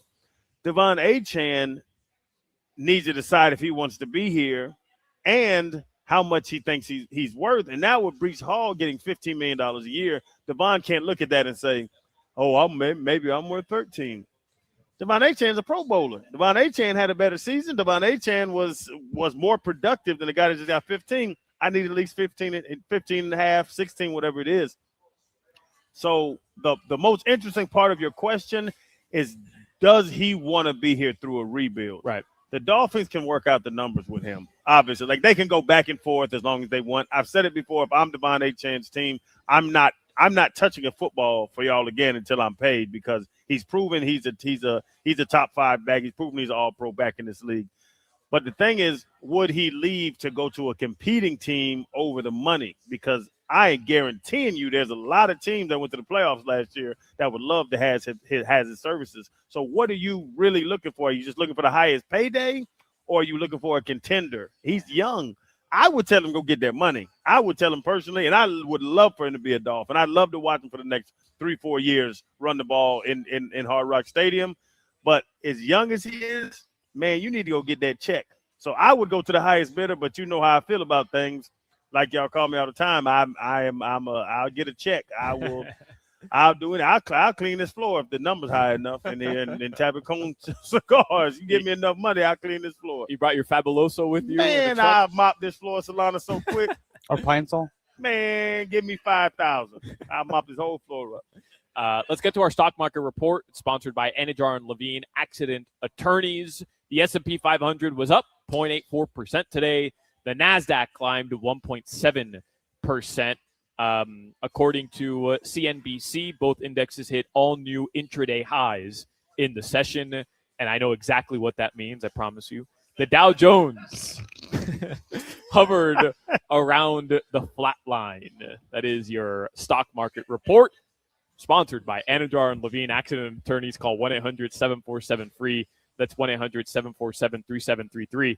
I love doing that stock market report. Oh, you just looked at your app? Yeah, we're doing well today, baby.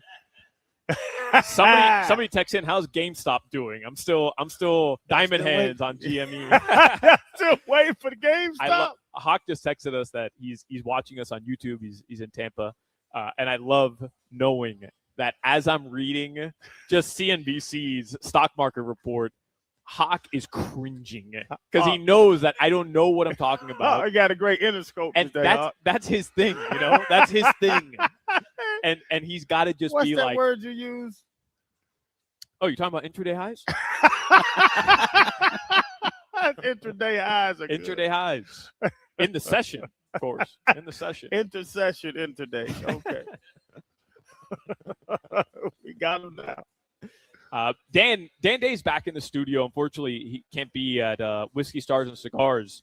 Dan, I'm just wondering what you think about our Devon Achane discussion. What's your gut telling you? Because I know you and Vlad have talked about it over the weekend, but do you feel like this is a deal that inevitably is going to get done here? Devon Achane is going to be in Miami? Yeah, absolutely. I think with Hall going over there, coming off the ACL, getting the money, it just kind of sends a shot across the bow for the Dolphins. And I think after everything's said and done, June 1st, they'll find a way to keep him.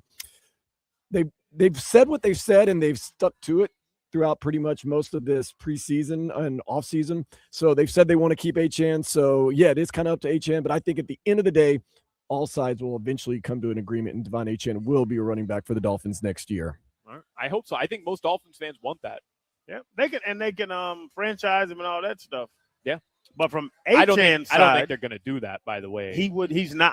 I'm not playing under the franchise, and he still has a year left on his deal, so it's not like he's an unrestricted free agent. Nope. The question is, Solana, would he you're play running back? I'm going to give you rookie year in the rookie year and a chance to franchise me the next year, and then you can franchise me. So I'm It going to won't play get 3 there. more. I'm Yeah, going to be it won't get there. 114 years old by the time Right. I get my big deal. Solana, he is not going. I don't believe he plays this year without a big deal. Yeah. And what he just get? Hall got 3 for 45. Yeah. It's going to be something over that. On the chat, they say Hall's coming off an ACL tear. This is very bad news for us. Goodbye, Achan. Yeah, I mean that's a steep price. Yeah. And you just wonder what Sully is thinking, which is, do I commit this much into one player when we're completely rebuilding? But I would submit this to you, Crowder. If we know that this 1 year is a rebuild year, they're going to stay away from veterans, and they're going to stay away from committing long-term money to any older player. And I don't mean like aging player. I just mean somebody who's not 19, 20, 21 like everybody else on the roster. The prime, the big money guys. This is a time to find out what you got with young players. They can't, by the way, because of the Tua situation. Yeah. What is their vision? Because if their vision is, hey, we'll be good, we'll be great, or in theory, we'll be good enough to compete for the AFC East next year, then it makes sense in my mind to give Devon Achane that type of money. Yeah. But if they think this is more of a 3-year process, then it probably does benefit you to move him and get some assets for the future back. Because if not, I understand why Devon Achane is hesitant, saying, yeah, I don't want to be a part of an organization in my prime years, probably my best opportunity to get paid here. My next 2 years are going to be like the 2 most important seasons of my career on a team that isn't going anywhere. I understand that. Yeah. Is Devon Achane a cornerstone of a championship team? Is Devon LaDainian Tomlinson? Is Devon a Marshawn Lynch? Devon a you see what I'm saying? Devon is Adrian Peterson. He's very talented. He's a extremely talented young back out of the backfield and running the ball. I'm not taking anything away from him. But to your point, if it's 2 years or 3 years from now that now you want to compete, is Devon Achane the cornerstone of a championship offense, the top offense? How are we going to use them? And in Green Bay, they had Josh Jacobs. Josh Jacobs and Devon Achane are very different style of players. Right. What do they see? So to your point, what is their vision? That would be the answer for Sully and Hafley. What's your vision? If you're going to give a running back $50 million, he's going to have to be the cornerstone of your offense.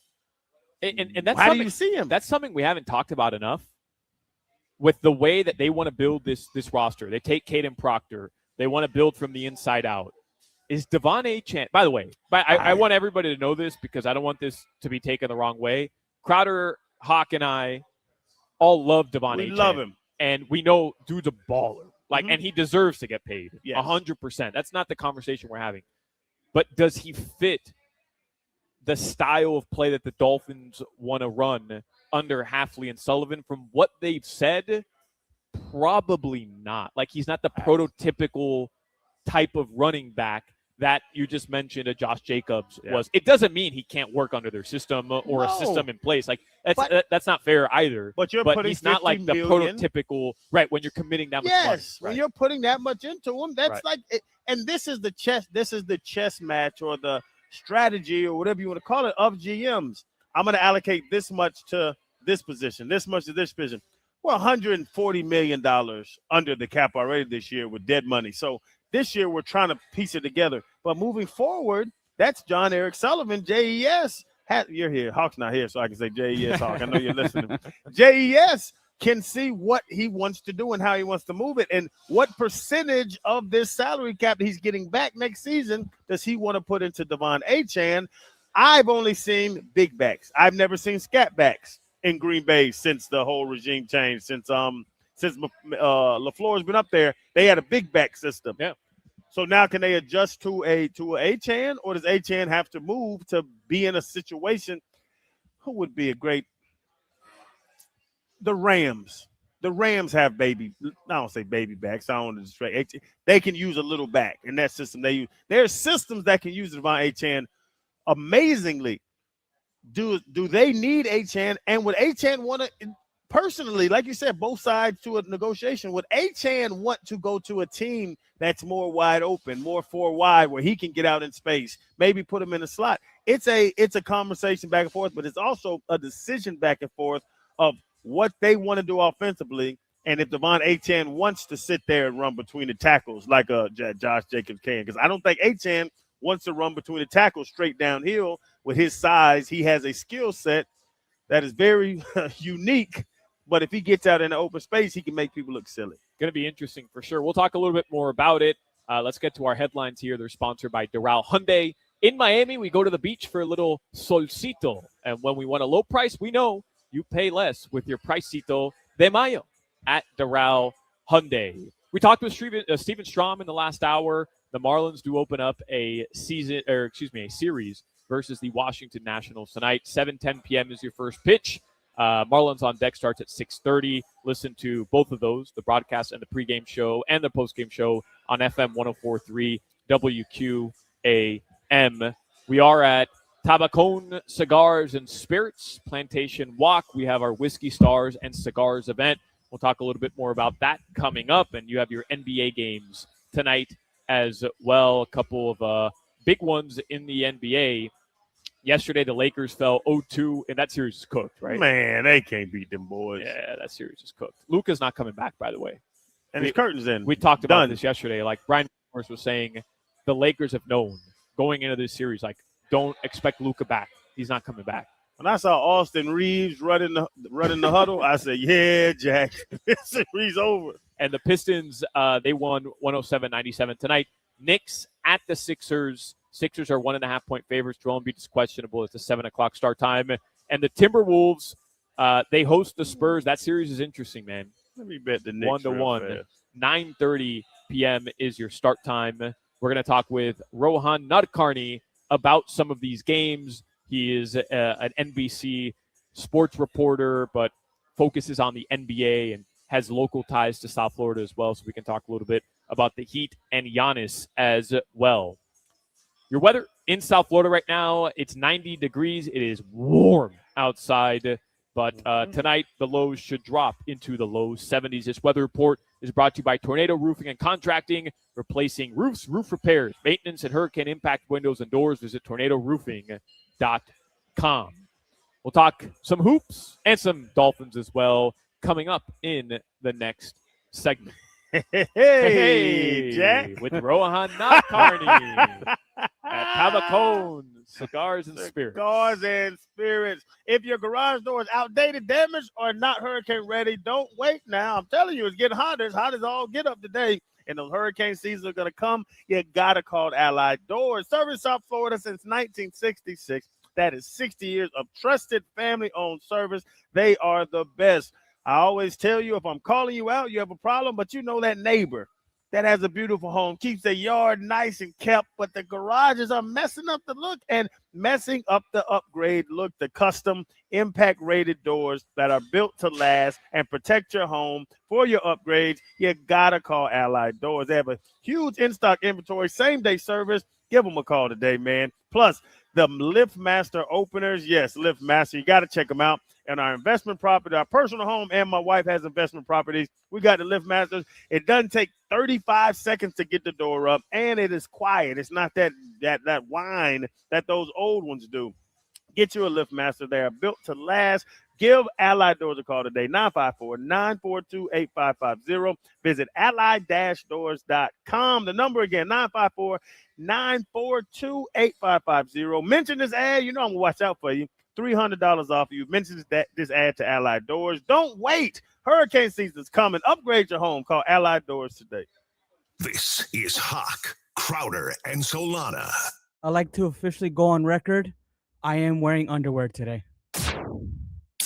WQAM, broadcasting live from the Edmore Sawgrass Auto Mall Studios. Shop massive savings on a massive Chevy inventory, all backed by Morse at Edmore Sawgrass Chevrolet. Visit EdmoreSawgrassChevrolet.com. Chevy, find new roads.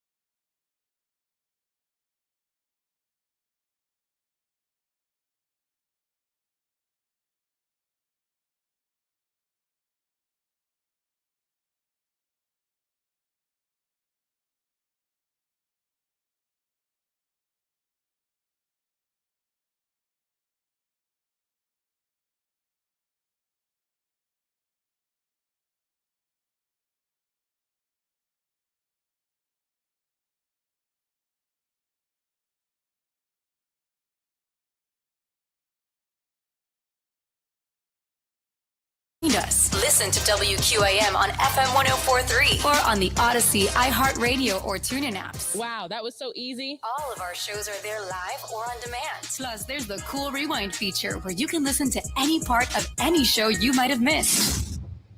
Anytime. Yeah. Let's go. Right about now. What's up? I have to corral Crowder because he's teaching Jimmy how to spit game to women. Jimbo, Jimmy, I'm trying to watch out for you, Jimbo. Jimmy checked out of that conversation 8 minutes ago, and you're still going and going and going. Explain to him. I'm throwing these oops. I'm How you doing? I'm Chan. This is Jimmy. Jimmy, that's an oop off the backboard. We're at Wade to LeBron. We're at Tabacón Cigars and Spirits in Plantation Walk. Whiskey Stars and Cigars is coming up, but we went to break last segment late, and I don't want to waste any more of our next guest's time. Rohan Nadkarni, he is really my favorite guest, and I wish Rohan came on with us a lot more. You know this. Every time Hawk is off, and I have all the power. Rohan is my first text every single time he joins us on the Toyota of Hollywood hotline. Rohan genuinely is a great reporter. He's a sports reporter for NBC News. He is a Dolphins fan. So here's the deal, and I was explaining this earlier on the show. I text Rohan and I say, hey, I want to talk NBA with you, but then you get to just pepper Crowder with your Dolphins takes. And he's down for it every single time. I got you, bro. Rohan, again, you can follow him on Twitter, but follow his work, NBC News. Rohan, appreciate you taking the time. I want to get right into what will be brief here, which is just our NBA conversation, because we've been talking a lot about Giannis here down in South Florida. And I know you view how the Heat and their front office should move forward, I think, a little bit differently than how I view it. Would going after Giannis again this offseason be a move that you think would be the right move for the Heat and the front office? I think the right move for the Heat at this point is making a move. They got to pick a lane. What we can't do is, and again, I think they're sensitive to the idea that they've run back this roster, but to me, the idea that they're going to go on potentially the 5th straight year of fielding a play-in level team, I just don't know why it's acceptable. I don't know why they are so accepting of it. I don't know.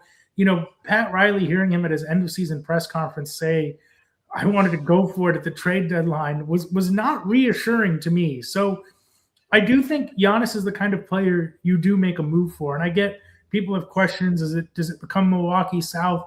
Does the fit with him and Bam work, etc.? There are very, very few players in the known universe that can be the guaranteed number one guy on a championship team. Giannis is one of those players. And I think if you have an opportunity to get him, you do it.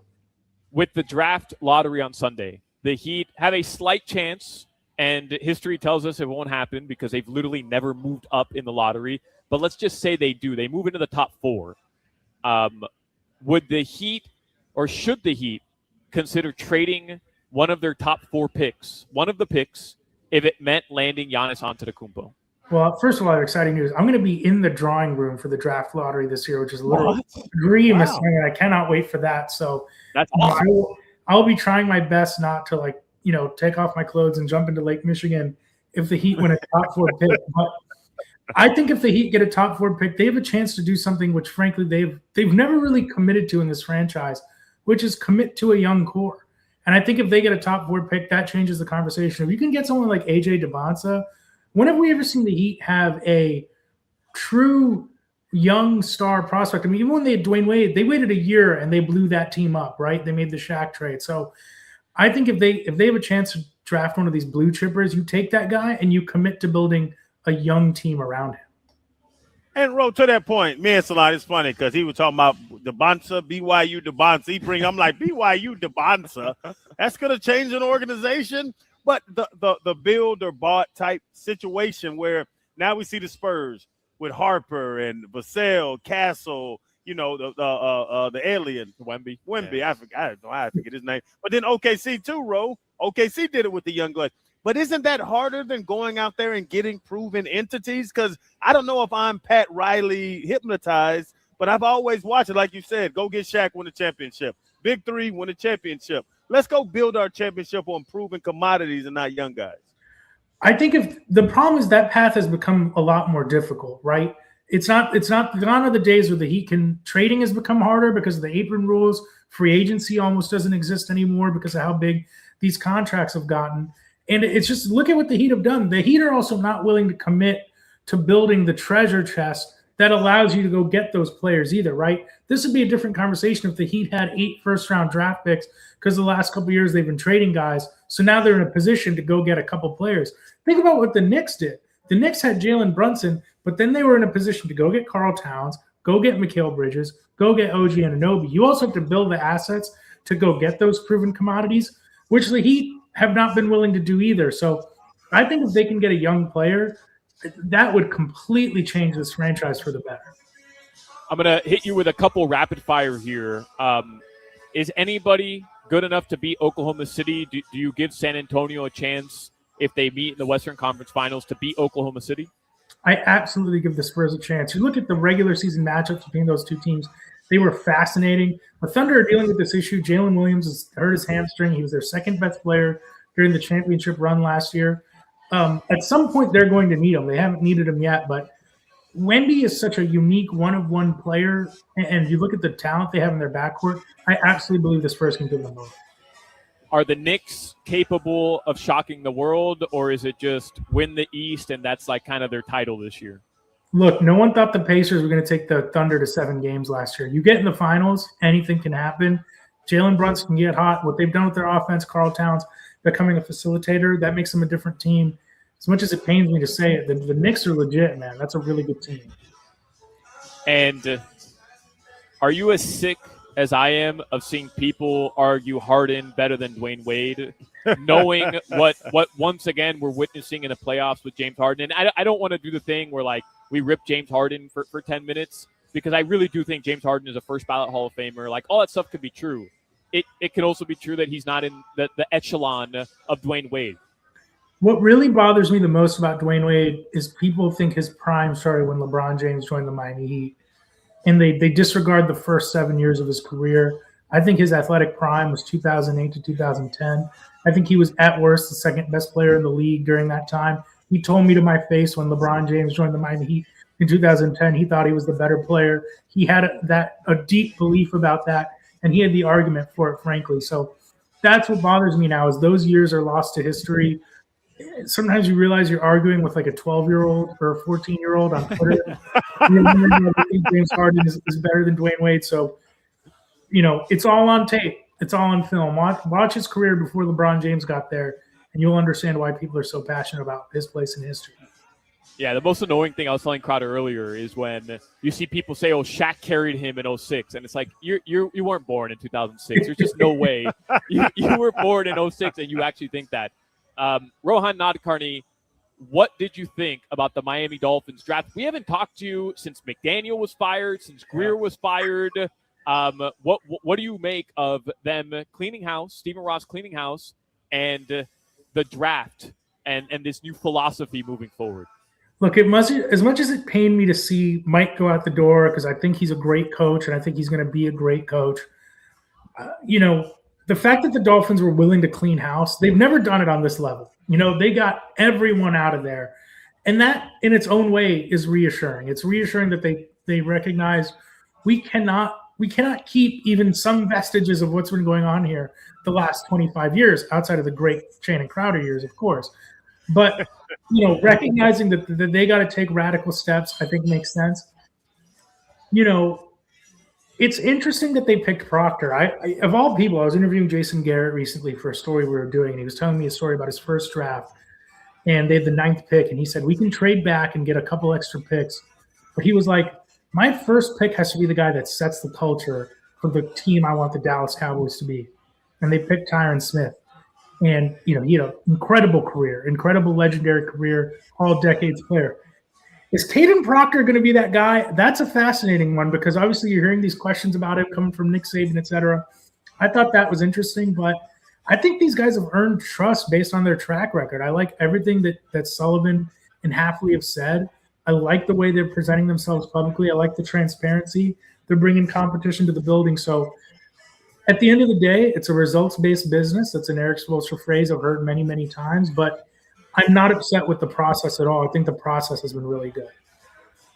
And Ro, for you to say, we talked about it before with you, like the McDaniels, the wide open, the track meet, let's try to get to 50. Mhm. Where I've been trying to break it to Dolphin fans, we're not racing the 50. We're racing the 23 now. This is going to be a bang 'em out. They're drafting. I think the first guy they drafted under 5 feet was in the 5th round. Mhm. They're going to get big. They want to be physical. It's almost old school football. Are you okay? Because I think that's the approach with Hapley and Sully. Look, here's why I'm okay with it. We've seen the Dolphins' style of play deteriorate late into the season, and it's tough because NFL, it's impossible to talk about because it's the ultimate small sample size sport, and games hinge on the smallest plays. And you sound insane. Like, you'll talk about a 25-point blowout and be like, this game was way closer than you ever thought it was. That's my way of saying, are the Dolphins actually a bad cold weather team? I think it's impossible to say, but I like the idea of, a team that can go on the road and doesn't have to pass 40 times to win. You know what I mean? Like, that's what the Dolphins have not had. And I think building it from the inside out, every team says they want to do that. I think you see what the Packers have done over the years. I think the Dolphins seem committed to that actual kind of build. And if Sully was to ask you about the Achane situation, Ro, if I was in Achane's corner, I'd tell him don't touch the ball again until you have a new contract. You've proven yourself in this league. Would you give him, because Breece Hall just signed 3 for $45? Would you, if you were the Dolphins, is it that where they're sitting now in the rebuild, would you give a running back $15+ million? Well, first of all, I mean, he's not even going to touch Jeremiah Love money, apparently. Yeah, that's crazy. Here's what I'd say is, look, they have very few difference makers on this team. Proven commodities, as my friend Shannon Crowder would say. They have very few proven commodities on this team. Achane is a proven commodity. You look at their cap sheet and how radically they've been able to change it in 1 year. To me, he's the kind of player worth giving money to. This is not going to be a team that's going to go out and give out big money in free agency. We know that from the Packers' history. We've seen it this offseason. If you're not going to re-sign a guy like him, who are you going to re-sign? I think, especially with how little you have invested in the quarterback position the next 3 years, I think it makes a ton of sense to give him the money. Because I'm with you, Channing. He shouldn't touch a football until he gets that money. And I think if they have any chance of being a competitive offense this year, you need him fully bought in. What's your guilty pleasure movie? So like a movie you're kind of flipping through TV or maybe like on a streaming service and it kind of stinks. It's not a great movie, but you're like, man, I can't skip this. I have to watch this if it's on. First of all, I mean, most of the movies I watch, I would say guilty pleasure movies. The first one that's randomly coming to mind right now, have you guys peeped Triple Frontier on Netflix? Oh. It's just like Ben Affleck, Pedro Pascal, Charlie Hunnam. I'm saying these names, Oscar Isaac. The cast is like, why are they getting like the most talented people in Hollywood for a movie about like a group of ex-army guys who are planning a heist in South America that inevitably goes wrong? It's like the talent proportion to the plot. It's like, this makes no sense. But if it's a Saturday afternoon and I have the apartment to myself and I can't think of what to watch, like Triple Frontier, definitely going in the rotation. And do you eat in your bed? No, I'm a firm. Come on, Ro. Crowder admitted to us he's long maintained. He keeps candy in his nightstand. He keeps it in his nightstand, but like blow pops and just like disgusting. Yeah, gumballs and he'll wake up. Heads. But he admitted to us his wife was out of town earlier in the week that he ordered a Caesar salad. What was it with? Truffle Caesar. Truffle Caesar salad. Truffle Caesar and shrimp tacos. Yeah, and I made beef some tacos. fried shrimp tacos, 2 beef tacos. He ate it all in his bed. All of it. Laying down in his bed. When you're a 2001 high school All-American, like you can get away with it. You know what I mean? When you're the North Spartans MVP, you can get away with certain things. I will just say that candy's a little bit different. I could see, a Jolly Rancher or something. Maybe I'll pop one in, but I'm pretty against the idea. I've eaten meals. Look, I'm a hungry guy, all right, but eating a full truffle Caesar in bed is probably where I draw the line. I'm comfortable, man. Enjoy myself. Rohan, you're a foodie. You really enjoy cuisines from, especially cuisines from like different countries and different backgrounds. Truffle Caesar is stupid, isn't it? Come like you would agree, it's just stupid. Why is it stupid? You're just because they go, hey, Ro, because they don't have the palate that we have. No, they don't have our aristocrat just- palate, and they don't know truffle. Caesar salad. I love Caesar salad. I love like chicken Caesar wraps. Like I love all that stuff. But Caesar salad isn't classy, and you're adding truffle to it, what makes it like a $73 meal to pretend like you're classy. Are they? I don't think they're like shaving, white truffles over the top. I think they're putting truffle oil in it, which I would argue is not classy, but it adds to the whole, the Caesar vibe. It's all about that umami, situation. It makes sense to me. Ro, they don't have a palate, Ro. They don't. I put truffle on the Twizzler. Rohan Nadkarni, again, read his work, NBC News. I suggest you, especially throughout the NBA playoffs, I always tell everybody, follow him on social media as well. Rohan, appreciate your time, man, genuinely, and we'll talk. What happened? Why are you shaking your head? It's my pleasure, man. You don't have to appreciate my time. I'm here anytime. This is my favorite show to come on. I have a great time. I'm looking up my Channing Crowder facts before, so I'm all in there. Look up the arrest record. So hey, you gotta call that out, man. I might have been locked up once or twice. Rohan, appreciate you, man. We'll talk later. My pleasure, bro. guys. Yes, sir. We're at top. Thanks, Ron. Cigars and Spirits. Sorry, that was a low blow. My bad. Hey, you gonna talk about that? Was back in the day, man. My bad. You ain't never been locked up. That's why you joke about it. Tabacone, Cigars and Spirits, Plantation Walk, Whiskey Stars and Cigars. We'll talk more about this event coming up in the 5 o'clock Punky Buddha Happy Hour next. This is Hawk, Crowder, and Solana. Got a horse running at Saratoga? Give me anything. You got a lottery ticket? You got some numbers? What do you got? Guys, just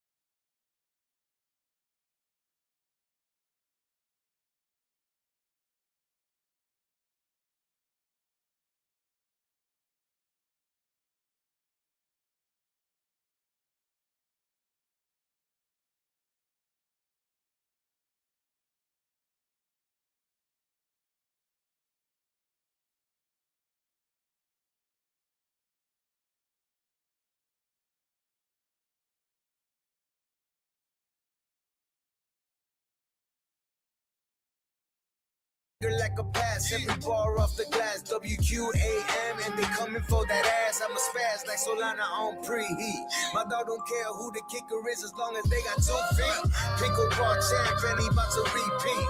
Don't sleep, y'all, the picture get vivid, especially with Crowder when he cooking on the pivot. Yeah, that boy did it. Played for the Fins, embraced by this city. And then comes the man who's silly but stay litty. Loves avocado toast, and I hope that you ready for Mark Hochman, the big stepper. From the shot, Kane alumni, the big rapper. Gotta dap him up. And like you messing with the neighborhood chick, let's wrap it up. It's 5 o'clock somewhere. And it's right here. Take it on. We're taking it up until 6 on the 5 o'clock Funky Buddha Happy Hour, Hochman, Crowder, and Solana show. But then after the conclusion of today's show at 6 p.m., the real event begins. It's WQAM's Whiskey Stars and Cigars. And ladies and gentlemen, if you are headed out here tonight to Tabacon Cigars and Spirits at Plantation Walk, it is going to be an awesome event. This place is already, I don't want to say slammed, but it's filling up real quick. A little bit. I'm having me a good time. Yeah, we're going to have a good time. It's always a good time. WQAM's Whiskey Stars and Cigars presented by Edmore Sawgrass Auto Mall. Again, it returns tonight. We're going to talk sports. It's unfiltered. All our on-air hosts are going to be here. Joe Rose is coming. Crowder's here. Leroy Horde, Tobin, Hollywood from the morning show. Jimmy's here. Obviously, I'm Solana. I'm here. We have Marcos coming out. He's going to be a part of tonight's festivities from WQAM. Jay Fig is going to be here. I'm sure some of the other behind-the-scenes cast members and characters are going to be here as well. But if you want to meet Joe, you want to meet Crowder, you want to meet Leroy, you want to meet Tobin, tonight is the night. We'll also have some special guests. The Heat's Davion Mitchell, Bernie, the Heat dancers are going to be here as well. You can have a nice Scotch whiskey from our friends at Johnny Walker. Our friends from Drew Estate are setting up tonight. You can have a nice little cigar as well. Jimmy will have plenty tonight. But just stop by and we'll see you Can at I cuss 6 on p.m. stage? Yeah, unfiltered. Okay. Unfiltered. Now you said unfiltered, but then y'all want to pull me back when I start talking the way I talk today. Y'all tried to pull me back last year. I not me. Oh. I'm gonna punch you. We'll see you at 6 p.m. tonight.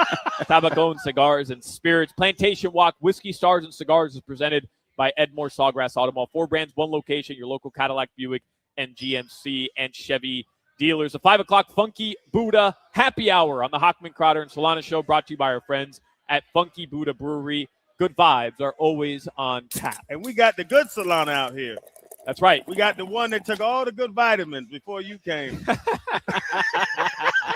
My brother Daniel Solana has joined our broadcast setup. If you're watching us on video, so all the nutrients. You'll see Daniel as well. He makes appearances here on WQAM with Dan Day, who's on with us today. Unfortunately, Dan can't be here tonight, but he is holding it down for us back at the studios. And I wanted to bring my brother on, Crowder, and I know on our show specifically, it gets weird because I gave my brother an enema once. I don't want to talk about that. I don't want to talk about that either. He didn't look at Daniel. His mic's not on. Let me see if I can. Jimmy, check if you can turn up his mic. We should have checked that before. Let's see if Jimmy can figure this out. He said round 2's coming soon. Oh, Solana, boy, you got a weekend ahead of you. Yeah, I really do. I think I'm good now. That's my microphone, Jimmy. That's my microphone. You're gonna have to turn me back up, Jimmy. Tell Manny got it. Jimmy, go see if you can find Mike the engineer really quickly. I want to get through. Jimmy, go see if you can find Mike the engineer. Yeah, because Jimmy, Jimmy's very nervous. Very, very, very, very nervous, Dan. Jimmy was very nervous there. And the absolute one knob he shouldn't turn, which was my mic, he turned off. That's the only one he touched, and that's the one he turned off. That need to be first responders, not Jimmy. We'll get this sorted out. Mike, our engineer, is coming out here today. to hold this down. I do want to get into headlines as well. They're sponsored by Doral Hyundai in Miami. We go to the beach for a little solcito, and when we want a low price, we know you pay less with your Pricito de Mayo at Doral Hyundai. Let's see now, Danny. Your mic is up. Am I up? Am I good? Yeah, maybe a little bit louder. There we go. There we go. Here's why I wanted to bring my brother on. So, Crowder, earlier, maybe it was yesterday and you were off, but there's this big soccer scandal happening in Real Madrid. And I know we've been talking soccer a little bit on the show, but Real Madrid has two of their biggest stars outwardly in some sort of beef. He Jamini whooped somebody's ass. And it involves Chouameni, who you interviewed on the Pivot. And there's a tie into the show because Crowder actually gifted me a Chouameni, who's a French national superstar, starts on Real Madrid. Like this dude, for those that aren't familiar, Real Madrid is the biggest club team in the world. He starts on Real Madrid. Like he's a global superstar. That was a big get on the Pivot. It was a fantastic interview. And Crowder, knowing that I love soccer, got me a signed Chouameni Real Madrid jersey. Really, he signed it for you, but you gave it to me. There you know the story. And yeah, and Chouameni is right now, right? Allegedly whooped somebody's ass, and the somebody is my brother and I's favorite player, Federico Valverde, because he's from Uruguay. So y'all need to stop talking slick out the side of your mouth. We've got issues now. Like, I want to support you and your Pivot crew, and I know your boys with Chouameni now. But what the F is going on here, Crowder? Because, Danny, what's the latest the latest situation that's going on? They were both fined 500,000 euros. That's right. And yesterday, Valverde, who's the captain of the team, was taken to the hospital yesterday after another altercation in the locker room between the two of them. Now apparently, Valverde said, he came out and he put this out on social media. He spoke to the media. He says that he hit his head on a table, and that's why he was bleeding, and he fell over and fainted, and that's why they had to call the ambulance. Now, I don't know. I'm not an expert on Fight Club, but I don't think that getting your head hit on a table is going to give you a brain damage like they said that he was affected with and was taken to the hospital. I think he got knocked out by Chouameni.